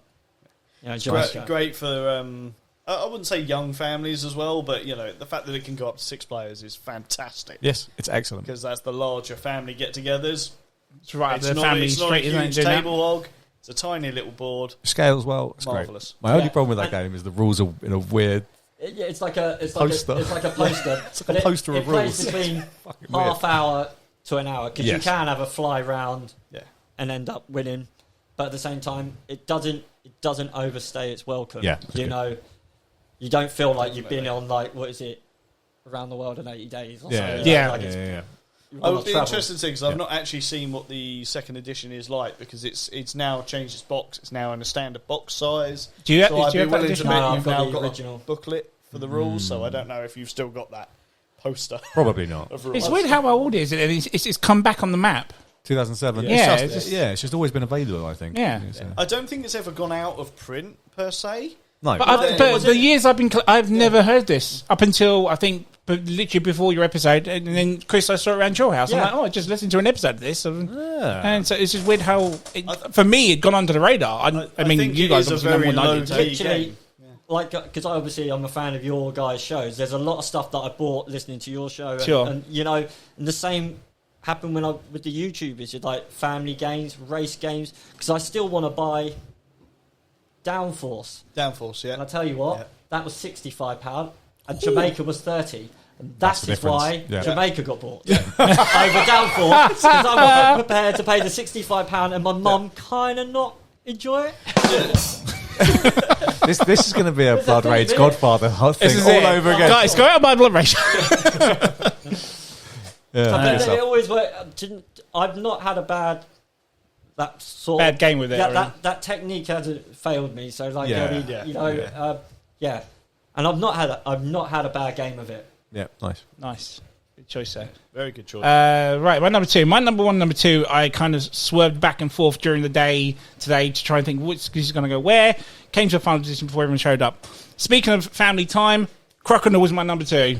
Oh, baby. It was going to go in there somewhere. You knew it was going to go in there somewhere. Mate, I'm 4 for 4 for you one- so But, far. but you know what I'm saying? It's just the fact of how much I forked out for this. If I ever sold that board and then replaced it with another board, I would kind of be very gutted because that was the board that I introduced to friends, I introduced to family, and it wouldn't feel the same if I replaced that board. Yeah. You know, that's a proper tournament board there. I love the game so much, and I talk about it all the fucking time on your podcast. It's one I could never ever get rid of. Yeah. You know, sentimental value, and like I said, family time has got me to connect with people. Hopefully, eventually a tournament at some point we can get that done as well. Yes. When Jason's finally made that crocodile belt. I'm getting there, all right? But yeah, cannot deny it. Would never get rid of it. Crocodile number two. Yeah, I'm Brilliant. Jason number two. I'm gutted about that. I was hoping that was going to be off of your won't ever sell list because I wanted to buy it. Let me buy your crocodile board. That's it. Yeah, exactly. So, my number two, I think this one is predictable as anything. It's Dynagenics. Ooh. We were literally joking outside before we came in to record that Dynagenics is on every I list honestly thought that ever. was number one. Ever of Jason's. They'll be like, my top 10 family games, Dynagenics. My top 10 kids games, Dynagenics. Dynagenics shows up in every top five somewhere. Top 10 games that aren't dinosaur games, Dynagenics. Because Kidding. it fills every category. It does. That's it. Oh, there you go. I mean, do I need to say anything more about Dynagenics? I mean, one good reason not to say it is this is a Kickstarter exclusive game. It's never going to retail. They've openly said that. So if I was to sell it, yes, I could get a fair bit of money for it. Do I want to sell it? No. As proven, I had it at the club last night. It was requested. People wanted to play it. People that have played it have admitted that I'm right and that you're wrong. It's better than Dinosaur Island. Mate, lots of people can be wrong. Do you know what? That should be the next topic on Meeple Minded. Which one is the better one, right? And get someone that likes Dinosaur Full-blown Island to debate. fight for this. That'll Not be just me. have James. That'll be me. Anyway. That's it. Jason versus Wayne. That'd be a good episode, that. Yeah, that'd be fun. Exactly. Yeah. That could last a while. You have 2 minutes. Fight. Yeah, good luck. Oh, But gosh. yeah, no, Dynagenics, it's lovely. The component quality of it is great. It's a hefty box. Yeah. To be fair. It's a Yeah. hefty box. One of the things a lot of people were picking up on last night is the metal coins that are in it. They're really, really cool. This thing gets to the table so much. So that in itself is a good enough reason that it doesn't want to leave my collection. Mm-hmm. I'm a huge dinosaur fan, obviously. This is my favourite game in the dinosaur genre. Yep. That's why it's in my... Nice. That's why it's my number two. Nice. Very Wayne, good. number 2. My number 2. Let me go back to my notes here because I actually write. So this is number 2. This is one where I've got another prop. Let's reach into my Show bag. and tell. Just go into great detail description. There's no just see it. There we go. It's just like Mary Poppins. Oh, there we go. yes. He's thrown that in your face, we guys. If you literally- can't see it, Yeah. what is it, sir? So this is the one that Chris mentioned, which you can't get for love nor money, which is the Batman love letter. If it wasn't on the list, there was an offer being put right at the end of this podcast. Shall I distract him whilst you reach for it, sir? Oh, just. Oh, talk about throwing that in your face. Jesus. It was brilliant. It was just.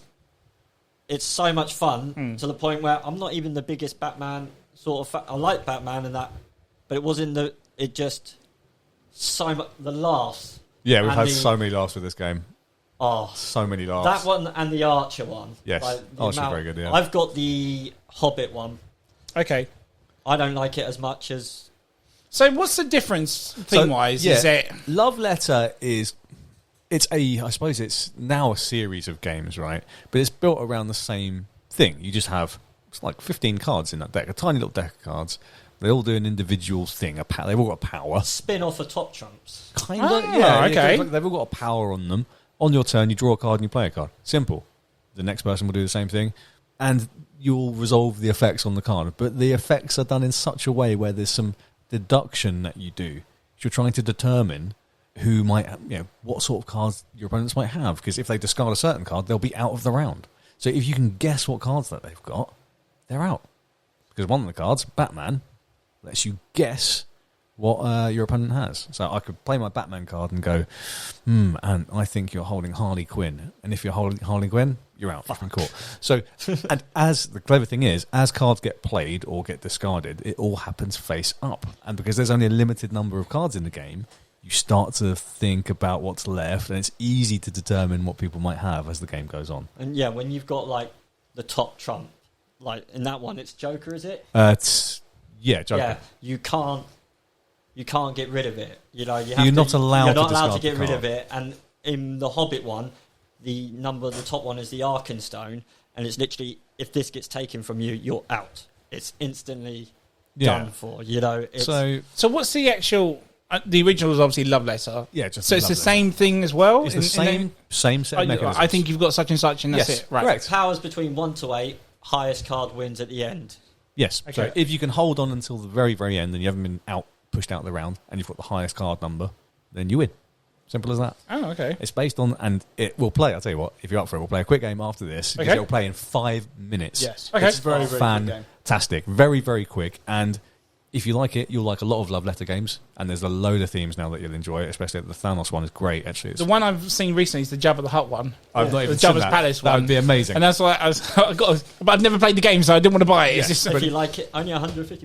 Yes, so, yeah, exactly. So here's the other reason this game, like you said, is rare as rocking horse shit. You cannot buy it. They lost a license to it. It's Right. not being reprinted. It won't be reprinted.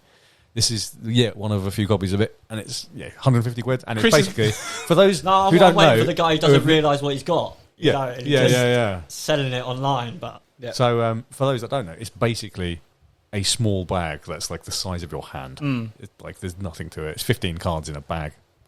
Yeah, so that's why. and he throws it down like it's just worth 20 And that's quid. why I'm not paying £10 a card. Hey, Chris is looking at it like it's like my precious. I think I paid $12.99.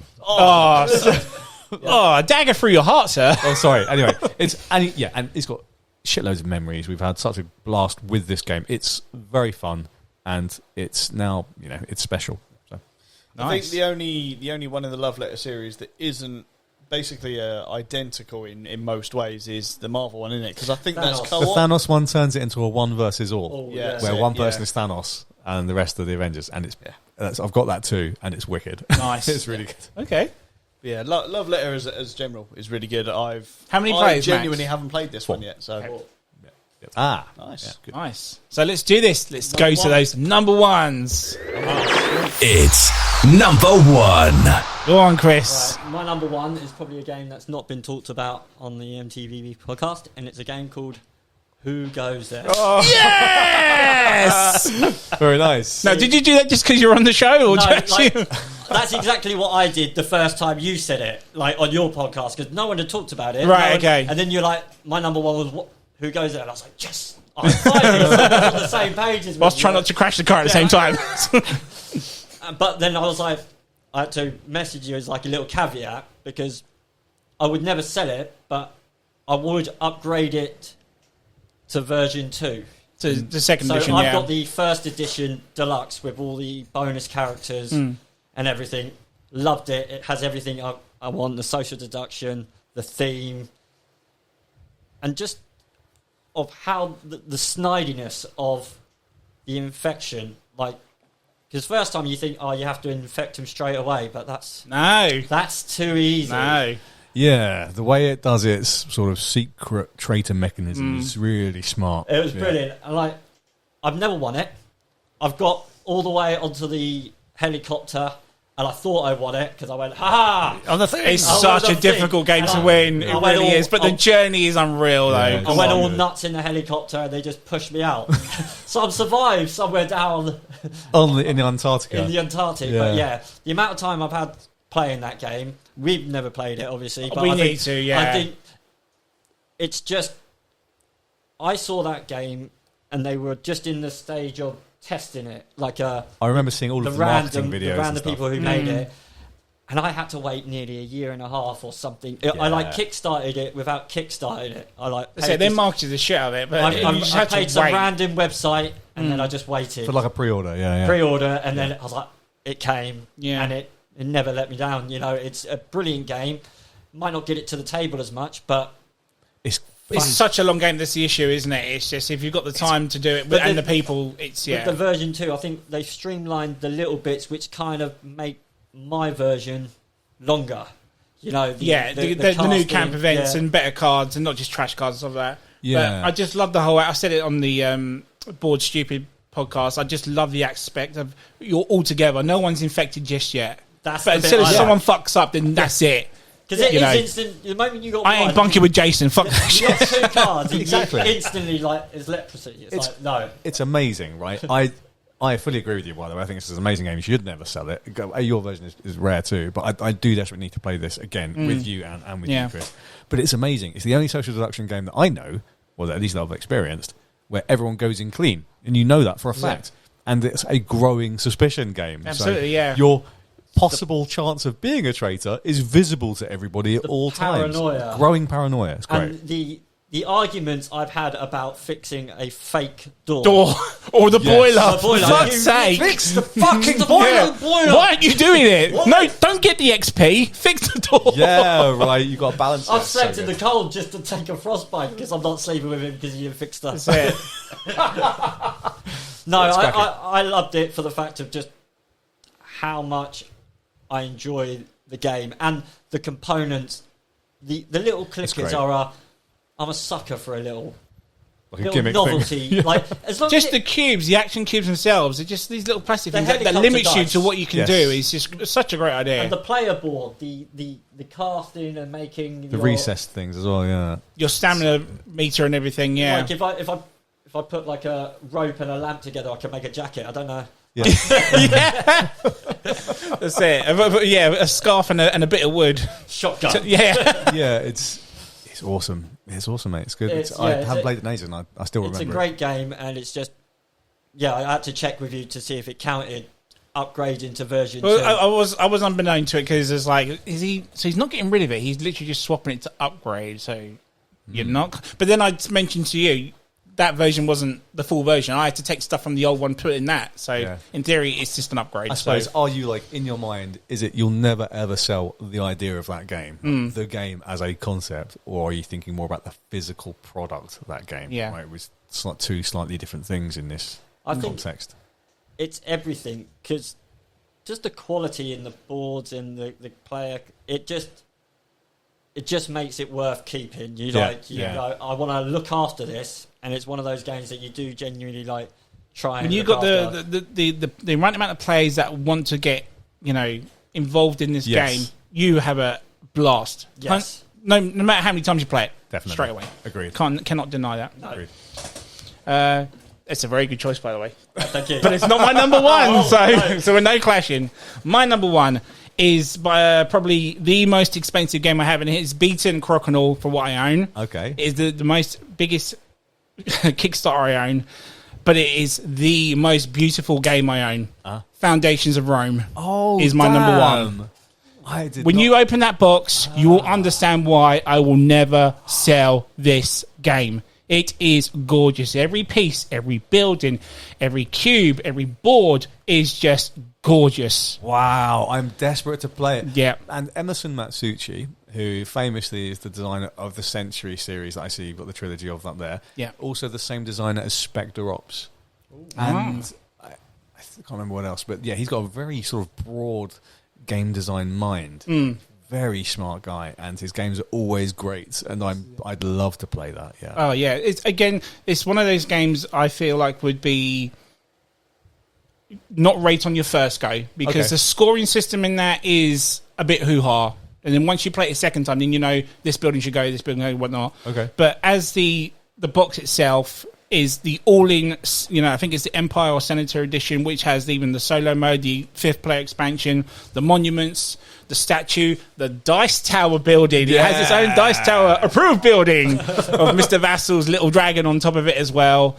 I'd love you guys to give it a try, but as the piece itself, I don't think I could bring myself to selling it regardless. I love it. You can't. I don't think it'll ever be on retail either, which is a bit of a nuisance for people, but as a piece, no, never sell. You know what? What I love is how you describe it like an artwork. It is, right? yeah. It's like and when you care about these games so much, that's what they are. Right? It's not just a nice thing to look at, but it's a representation of someone's creativity and how they've expressed those mechanisms. And that was something you've helped me bring up to board games, because when we played Rising Sun, you mentioned the artwork, you mentioned the detail, everything.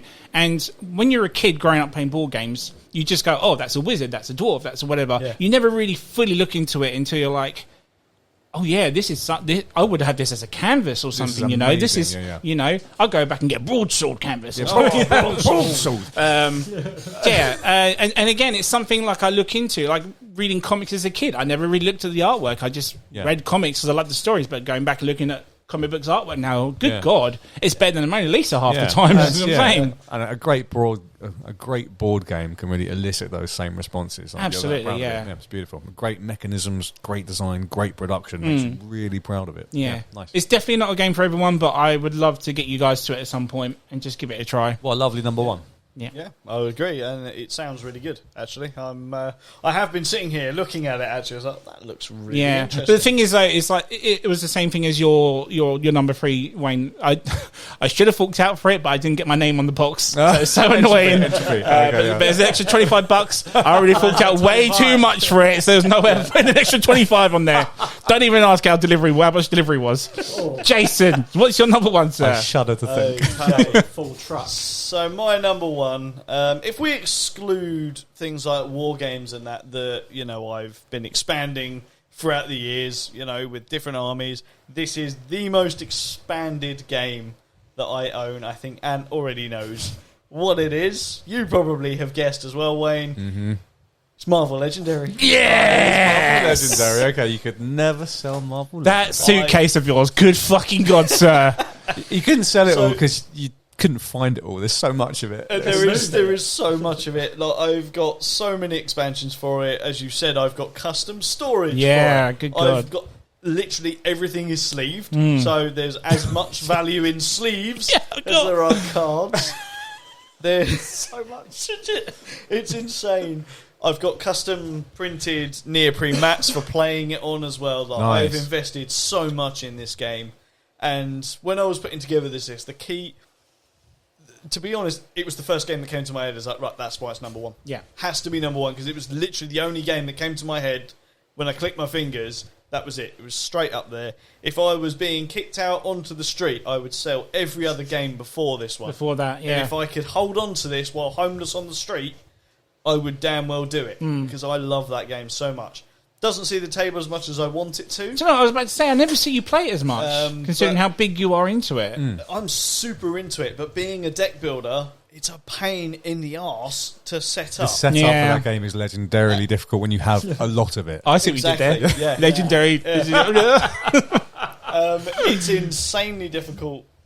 Sorry. It's insanely difficult to set up, and with this sheer amount that I've got, picking characters, picking villains, and all that, and just building this, it takes so long, and it is really demoralising because I want to play it, and there's been a couple of times recently I'm really in the mood to play this, and I get the case out, I get the mats out, and I literally go, "No, fuck it, I'll play that." Yeah. Like that's quicker. I can set it up in 10 minutes. This is going to take me nearly an hour.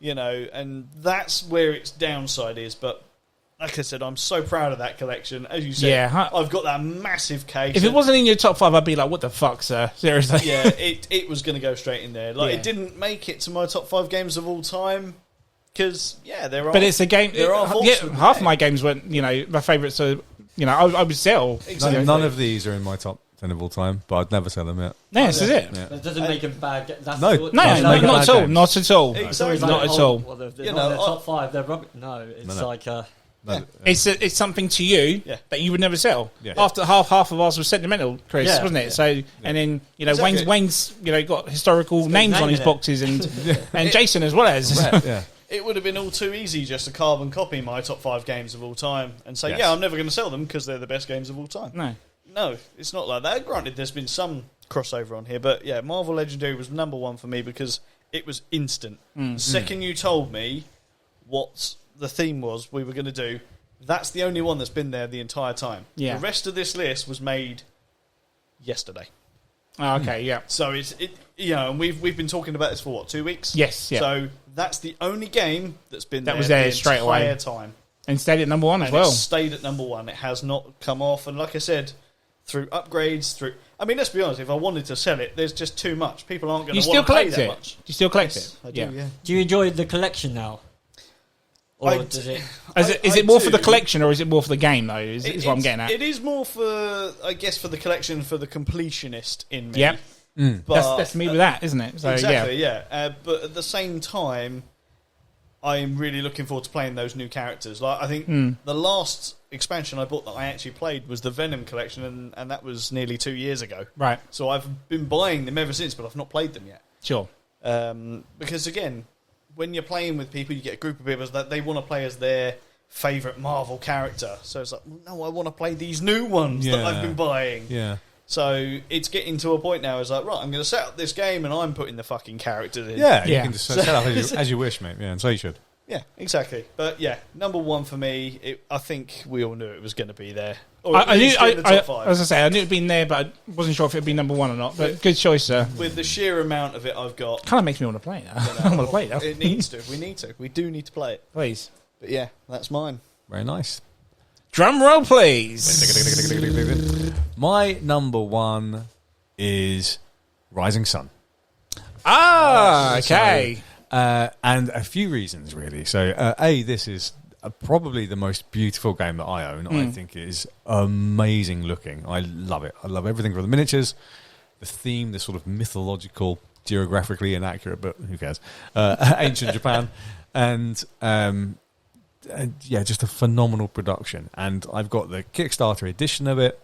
And with that comes the Daimyo box, which by itself now, even ignoring the Kickstarter edition of Rising Sun, goes for £300. So this stuff that I've got together with the Kickstarter edition, Just that box alone? just the Daimyo box. Yeah. Wow. Yeah. So the game just ticks a load of boxes for me. It's so good. You've got this again, theme heavy Euro hybrid midweight that I really like. It is a very interesting battle system. It has a very interesting battle system. The way that you are sort of bidding on actions, very cool, very unusual, and adds a whole different depth of strategy where you're playing the players as well as playing the game. There's also a very thin, but can be, depending on the players, effective layer of negotiation, where you can start paying people to do favours for you and bribing people to not move into certain areas. And then it has a phenomenal upgrade system where you've got these huge beasts that you can hire to help you, or you can upgrade your clan in different ways. and you can go sort of the dishonourable route, towards shiving and ninja and that sort of stuff. Or you can go like the honourable route, and you've got honourable Sudoku and various other things that you can do during the game. It's amazing. I love that game. It's one of the first games also that completely blew apart my expectations of what I could enjoy about board games and what board games can be. And I played a game with Chris relatively early on.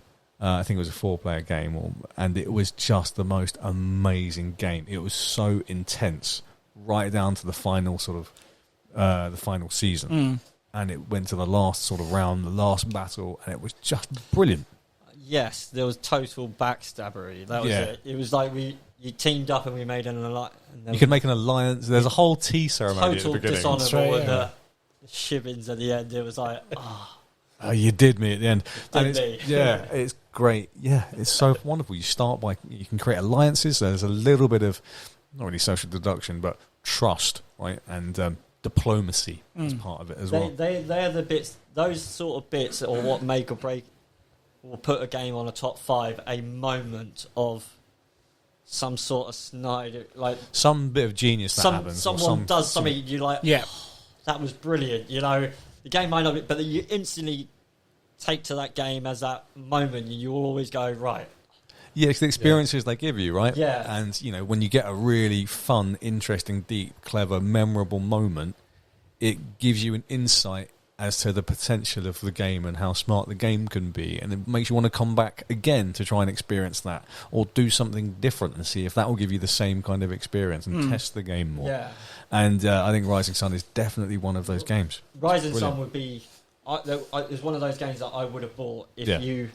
But that's when me and you kind of said, well, there's no point us getting the same games. That was when you were new to it. It was your first sort of massive game, yeah. And it turned up with 3 massive boxes, and it was like, well, there is no point us both having that. And then that's when you start discussing. You go, well, I'm going to get that, and then you start going, well, I'll back off. I'm not going to get that one. You get for that one, I'll do that. And then now that we got all of this group now, there's not a game we should have. It was one of those games that blew me away because someone else will. When I saw that big board, all those pieces, I was like, do you know what? I don't know if I'm going to handle this. This looks like something out of Risk. I'm not very good at whatnot. But having to play it and think to myself, it was that game that think to myself, I can do bigger games now. I can do. Cool. I can't fucking teach them, but hell, that's why I ended up buying Blind Rage instead. Because, like Chris said, it is lighter than Rising Sun. In all fairness, but yeah, that was a game where I just thought to myself, I can do this now. I can play these sort of games, and like you said, the artwork is a gorgeous looking game as well. Whatnot, the pieces are phenomenal. At the end of the day, how you've not painted them yet, I have no idea. It's mostly because I'm shit at painting, but I would. At some point, I should sit down and do it, right? Because I've done a little bit of painting before, and it's maybe passable at best, but they'd all be just bodge jobs. I've seen some amazing renditions of these beautiful miniatures, and I don't think I could do it enough justice. I would just be sad. But then I guess anything might be better than grey plastic, right? And I think part of it is the effort that you put in. So I did some for Project Elite, and they're not totally shit. So no, they're not. They're good, but mine are crap days. But no, it's a great game. It's a wonderful experience. It does so many things that I don't see in other games in that framework. That's it. It's experience. Each section, there's the experience of the gods, the experience of the war. Yeah, and there's just. As I say, you look at it, it looks intimidating. But once it actually gets taught to you, you're like, oh, that's not too bad, and that's just this, and that's just that, and that's just this. So yeah, it's really not too bad. And just one more thing I'm going to belabor on that point is another thing I like about that game is whenever someone does a thing, it directly impacts everyone else at the table. So you are always engaged. When I play one of the political tiles, everyone else gets to do something, right? So I love that if player A does an action, they get a slightly better version of the thing, but then everyone else can also do the thing. Right, and that's amazing. I love that. Yeah, it's not a lot of wait time for your guy. No, you're always going to do something, right? And you're always, I want to know what you're playing. Ant's having his turn. I have to look at what he's doing because it impacts what I do. Impacts what you're going to do, yeah. That was me. That's my number one, Rising Sun. Nice. We came to the end, guys. Some very good choices there. I I don't think we clashed, did we? No, this is an interesting one for me, because not I was one of us really, have. I was wondering if we would have any crossover, and I didn't think that we would. I was thinking Scythe might have think done it it. would. Might have been a clash if I put it in there, but I don't think we did. So we get some. No. Do you have any honorable mentions you want to throw in at all? Or Yeah, if you don't mind. absolutely, go for it. I've got a couple that I would like to chuck in. I have the Kickstarter of the original Nemesis printing Okay. with the Aftermath expansion. Oh yeah. That came with both, didn't it? Void Yes, Seeders was in that one, that's wasn't right. it? I've got Yeah. Void Seeders and I've got Aftermath. Aftermath is apparently incredibly rare. You just can't. It's now out of production. It's out of production, Mm. out of print, and I think at the moment you can pick up that for about 150 quid. Yeah, it's rocketed, that one. Yeah, and then I've got another one just quickly. Dinosaur Island. I've got the Yeah, to throw just to Make throw the topic happen, I'm Jason. gonna throw it back at Jason. I've got the Totally Liquid Extreme Edition, and I've got Jewelasaur Islands, Nice. the Totally Extreme Edition, which are you can't buy them anymore. Yeah. And it's in, and those just add to a game that I think is wicked. I love Dinosaur Island, Sure. so yeah, it's just good stuff. We joke about it. It's like, I actually like Dinosaur Yeah, they're Island. both good. Yeah, they're great games. Yeah, they're So- both very, very good games. So, yeah, I can totally understand that. You mentioned smartphone earlier. That was very close to making my list because it's really rocketed up there as a favourite game. Was that a good enough reason for me to say I'm never going to sell it? Probably not, because while I really love that game, if I'm not getting it to the table, that is one that I probably would sell. Yeah. Obviously, we all know I love my Power Rangers game through the nostalgia trip. I could have put that one on the list. Do you know what? again. I was very surprised that didn't make But it. I didn't want to make the list completely predictable, but for the most part, it still stayed pretty predictable. So it's number 6 then. Number 6, Number 6. the Thunderbirds 50th anniversary yeah. board game that I've got. Yeah. I mean, again, nostalgia, definitely. I love the game. I've taken the time to paint the miniatures and stuff like that, and I'm currently painting all of the little miniature ones that then go inside Thunderbird 2. So I'm taking a lot of time with that game. Again, it's another game that sees the table a lot. So that's another one I don't think I would ever sell. But, I mean, as someone who has recently sold a substantial amount of his collection, what I've got left now, I mean, there's still quite a lot, but I look at it and I was like, I'm now running out of things that I'm looking at and going, do you know what, I want to sell that. Right, yeah. Or I will sell that. So it was very difficult to narrow it down to 5, but at the same time, I could easily put in things like Arc Nova, which has rapidly become one of my favourite. Would I keep it forever? I don't think I would. Too early Especially to if tell, there I guess, was as well at this point. Yeah. Yeah, exactly. Who knows? He might come out with a better game Yep. that has the same mechanics. At which point, yeah, of course I'll sell it because Sure. I've now got something better. Sure. You know, Like your upgrade for who goes. exactly. Yeah. Who's to say that this doesn't count if there is an upgrade to a game? So Anything, Chris, you want to throw in? I Secret Hitler. That was obviously a present, and I love social deduction. Obviously, this whole list is now going to be Shadows over Camelot. Yeah. That's hard to get hold of now, very yeah. hard. That was the one that was I'm in an R To go on the list. Wonderland's War I Interesting. put on Yeah, there yeah. due to the Sure. but I was like, I can get rid of Shadows because it's mine, but I wouldn't because it took Because me of how rare it ages is. to find it. Yeah. Also, if it was actually mine, Battlestar Galactica. Damn it! I was I hoping you know, weren't going to yeah. say that. I wanted to buy it. So yeah, no, because it's my stepdad. So kind of, Yeah. I bought it for his birthday. yeah. Yeah. Air quotation if you need to see that, people. Exploitation, his birthday, and one of the most underrated social deduction games, Homeland. Homeland, interesting. Okay. I liked it because I liked the IP, I liked the show, but was it had a mole. Do you That's remember? right, yes. It had From what I recall, yeah. you had a threat level and everything, and it just. I remember it was actually pretty good from what I recall. The reason people didn't like it was because they didn't watch the and it's hard to Play if you don't know play the games show. if you Yeah, don't yeah, know yeah. what it- See, I was Battlestar. I never watched the show or anything, and I never watched any episode. But I loved the idea of being a Cylon. I was like, right, okay, I could deal with this. That's for me, But son. Homeland, You don't deserve it. Sell it. no one watched it as much as sort of me, so it didn't really make it to the table as much. But it has a really good mole Yes. slash because you got to make sure the threat it's very. How would you? It's like Dead of Winter. Yeah, I guess so. You put the cards down. You're putting and threat you've got cards to in make there. Yeah, the that's right. threat That's right. Make enough strikes to, but then you can throw the Right, someone snaked us. I got you. Someone's a mole. Yeah, I see. You, Ant. Yeah, just what I was going to mention was my Dune Imperium upgrade box set there. Oh, yeah. That has everything inside it, from the Rise of X to the new miniatures that are your factions now. The cards that actually came with the official card sleeves as well, so that's nice. all in there. I don't think I could ever sell that. I love that game too much to even get rid of it, even if it was a regular edition. But just the fact that the upgrades in there, it's one of my puppies that nearly made it to the list. Apart from that, I don't think I got anything else. I had some guesses for you folks. Yes, go on. And I don't think did very well. I guessed Dynogenics for Jason. Okay. I guessed, Obviously. I guessed, and they'll verify. I guessed Marvel Legendary, but then I guessed Power Rangers for the third one. I had Power Rangers. I had Power Rangers, but That wasn't one of your 5, was it? That wasn't. So for Ant, I guessed Nemesis Lockdown Nemesis because you had a Kickstarter edition. Yeah, but only the lockdown was I didn't Kickstarter. get that right. I did get Crokinole. Yes. I thought you were going to say Legendary Alien, and who goes there? Very. That's great. Very. And then Chris, I thought all of those things you said as were honourable mentions. I thought were going to be your picks. I thought you were going to pick Shadows for sure. I thought you were going to say Secret Hitler, and I thought you were going to say maybe Battlestar.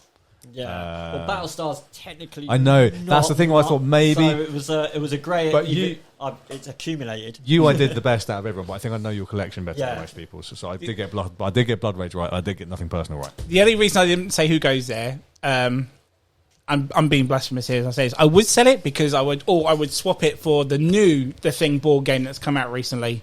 Oh really? Yes, we buy. I can't remember Pentagranus games, something they're called. There's a like new. that. It's more based on the movie than the actual Yeah. book of that one is. Cool, and cool. If I could swap it for all the miniatures and the Kickstarter with that version, I would do a straight swap for that just to give it a go. Because at the end of the day, Chris has got it. If we wanted to play it, we could play Chris's version at the end of the day. Nice. So it didn't make the list. People listen to go, oh my god, you can't believe you said he'd get rid of it. Talks about that fucking game all the time. Doesn't even like it. I'm happy. I've got 4 for 4 for you. Nah, Who good man, goes there good was man. where I thought was going to be number 1 Yeah. for you. So that's the one that caught me off guard. Nice. Yeah. Nice. I think that was a damn good episode there, guys. Yeah, it was awesome. Great chat. as Thank always. you very much, good fun. all of you. Would you guys like to do one more last plug for your podcast very quickly? Yeah, go on then. Do you want me to go first this time? And I'll actually do it this time. You do it. Do it. I've got to think about it. Okay, so I am Jason from the Meeple Minded. We put out a board game or tabletop gaming podcast every single Tuesday morning, every single week, despite the fact that it tears me apart almost every single week to do it. But yes, you can find us on any of the social medias, Facebook, Instagram, Twitter. We have our own Discord. Just search for Meeple Minded. You'll find us. And obviously for the podcast, you can find us on all good audio streaming services. You can, and it's very good. You should go listen to it. We are Board Stupid. We're the podcast that loves tabletop board games, D&D, and other awesome stuff. You can you can find us on any of your favourite podcast platforms. Just look for Board Stupid, spelled BOARD, stupid. And then for Facebook and Instagram, add a UK at the end, and you'll find us. And same for YouTube, you'll find us on there as well, with more video content coming every week. Nice. Guys, I know we talk about board games rarely on this show. I know it's part of the show, but listen to these guys. They know their stuff. When it comes to board games, I implore you, give it a go. Chris, what podcast you on? I'm on Facebook. Chris Byrne.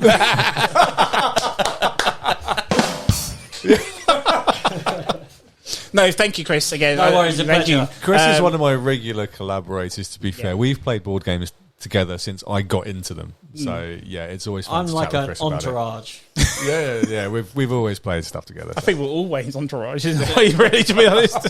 He's the man behind the scene. He's the one that drives it all. This is it. But yeah, we'll end it there, guys. Thank you. Again, and thank you very much again for being on the show. Guys, if you liked what you listened to, follow us on Facebook at the M.T.V.B podcast, or On Instagram at M.T.V.B podcast. On TikTok, if you're young, at MTVB Podcast 197. Or if you're one of those people, you can find him on Twitter at MTVB Podcast 1. nice. I love it. Thank you, you bastards. We're going to say goodbye, guys. Guys, thank you again very much. And we're about to play Batman Love Letter, and you're not. Good night. Yeah. Cheers. Boom.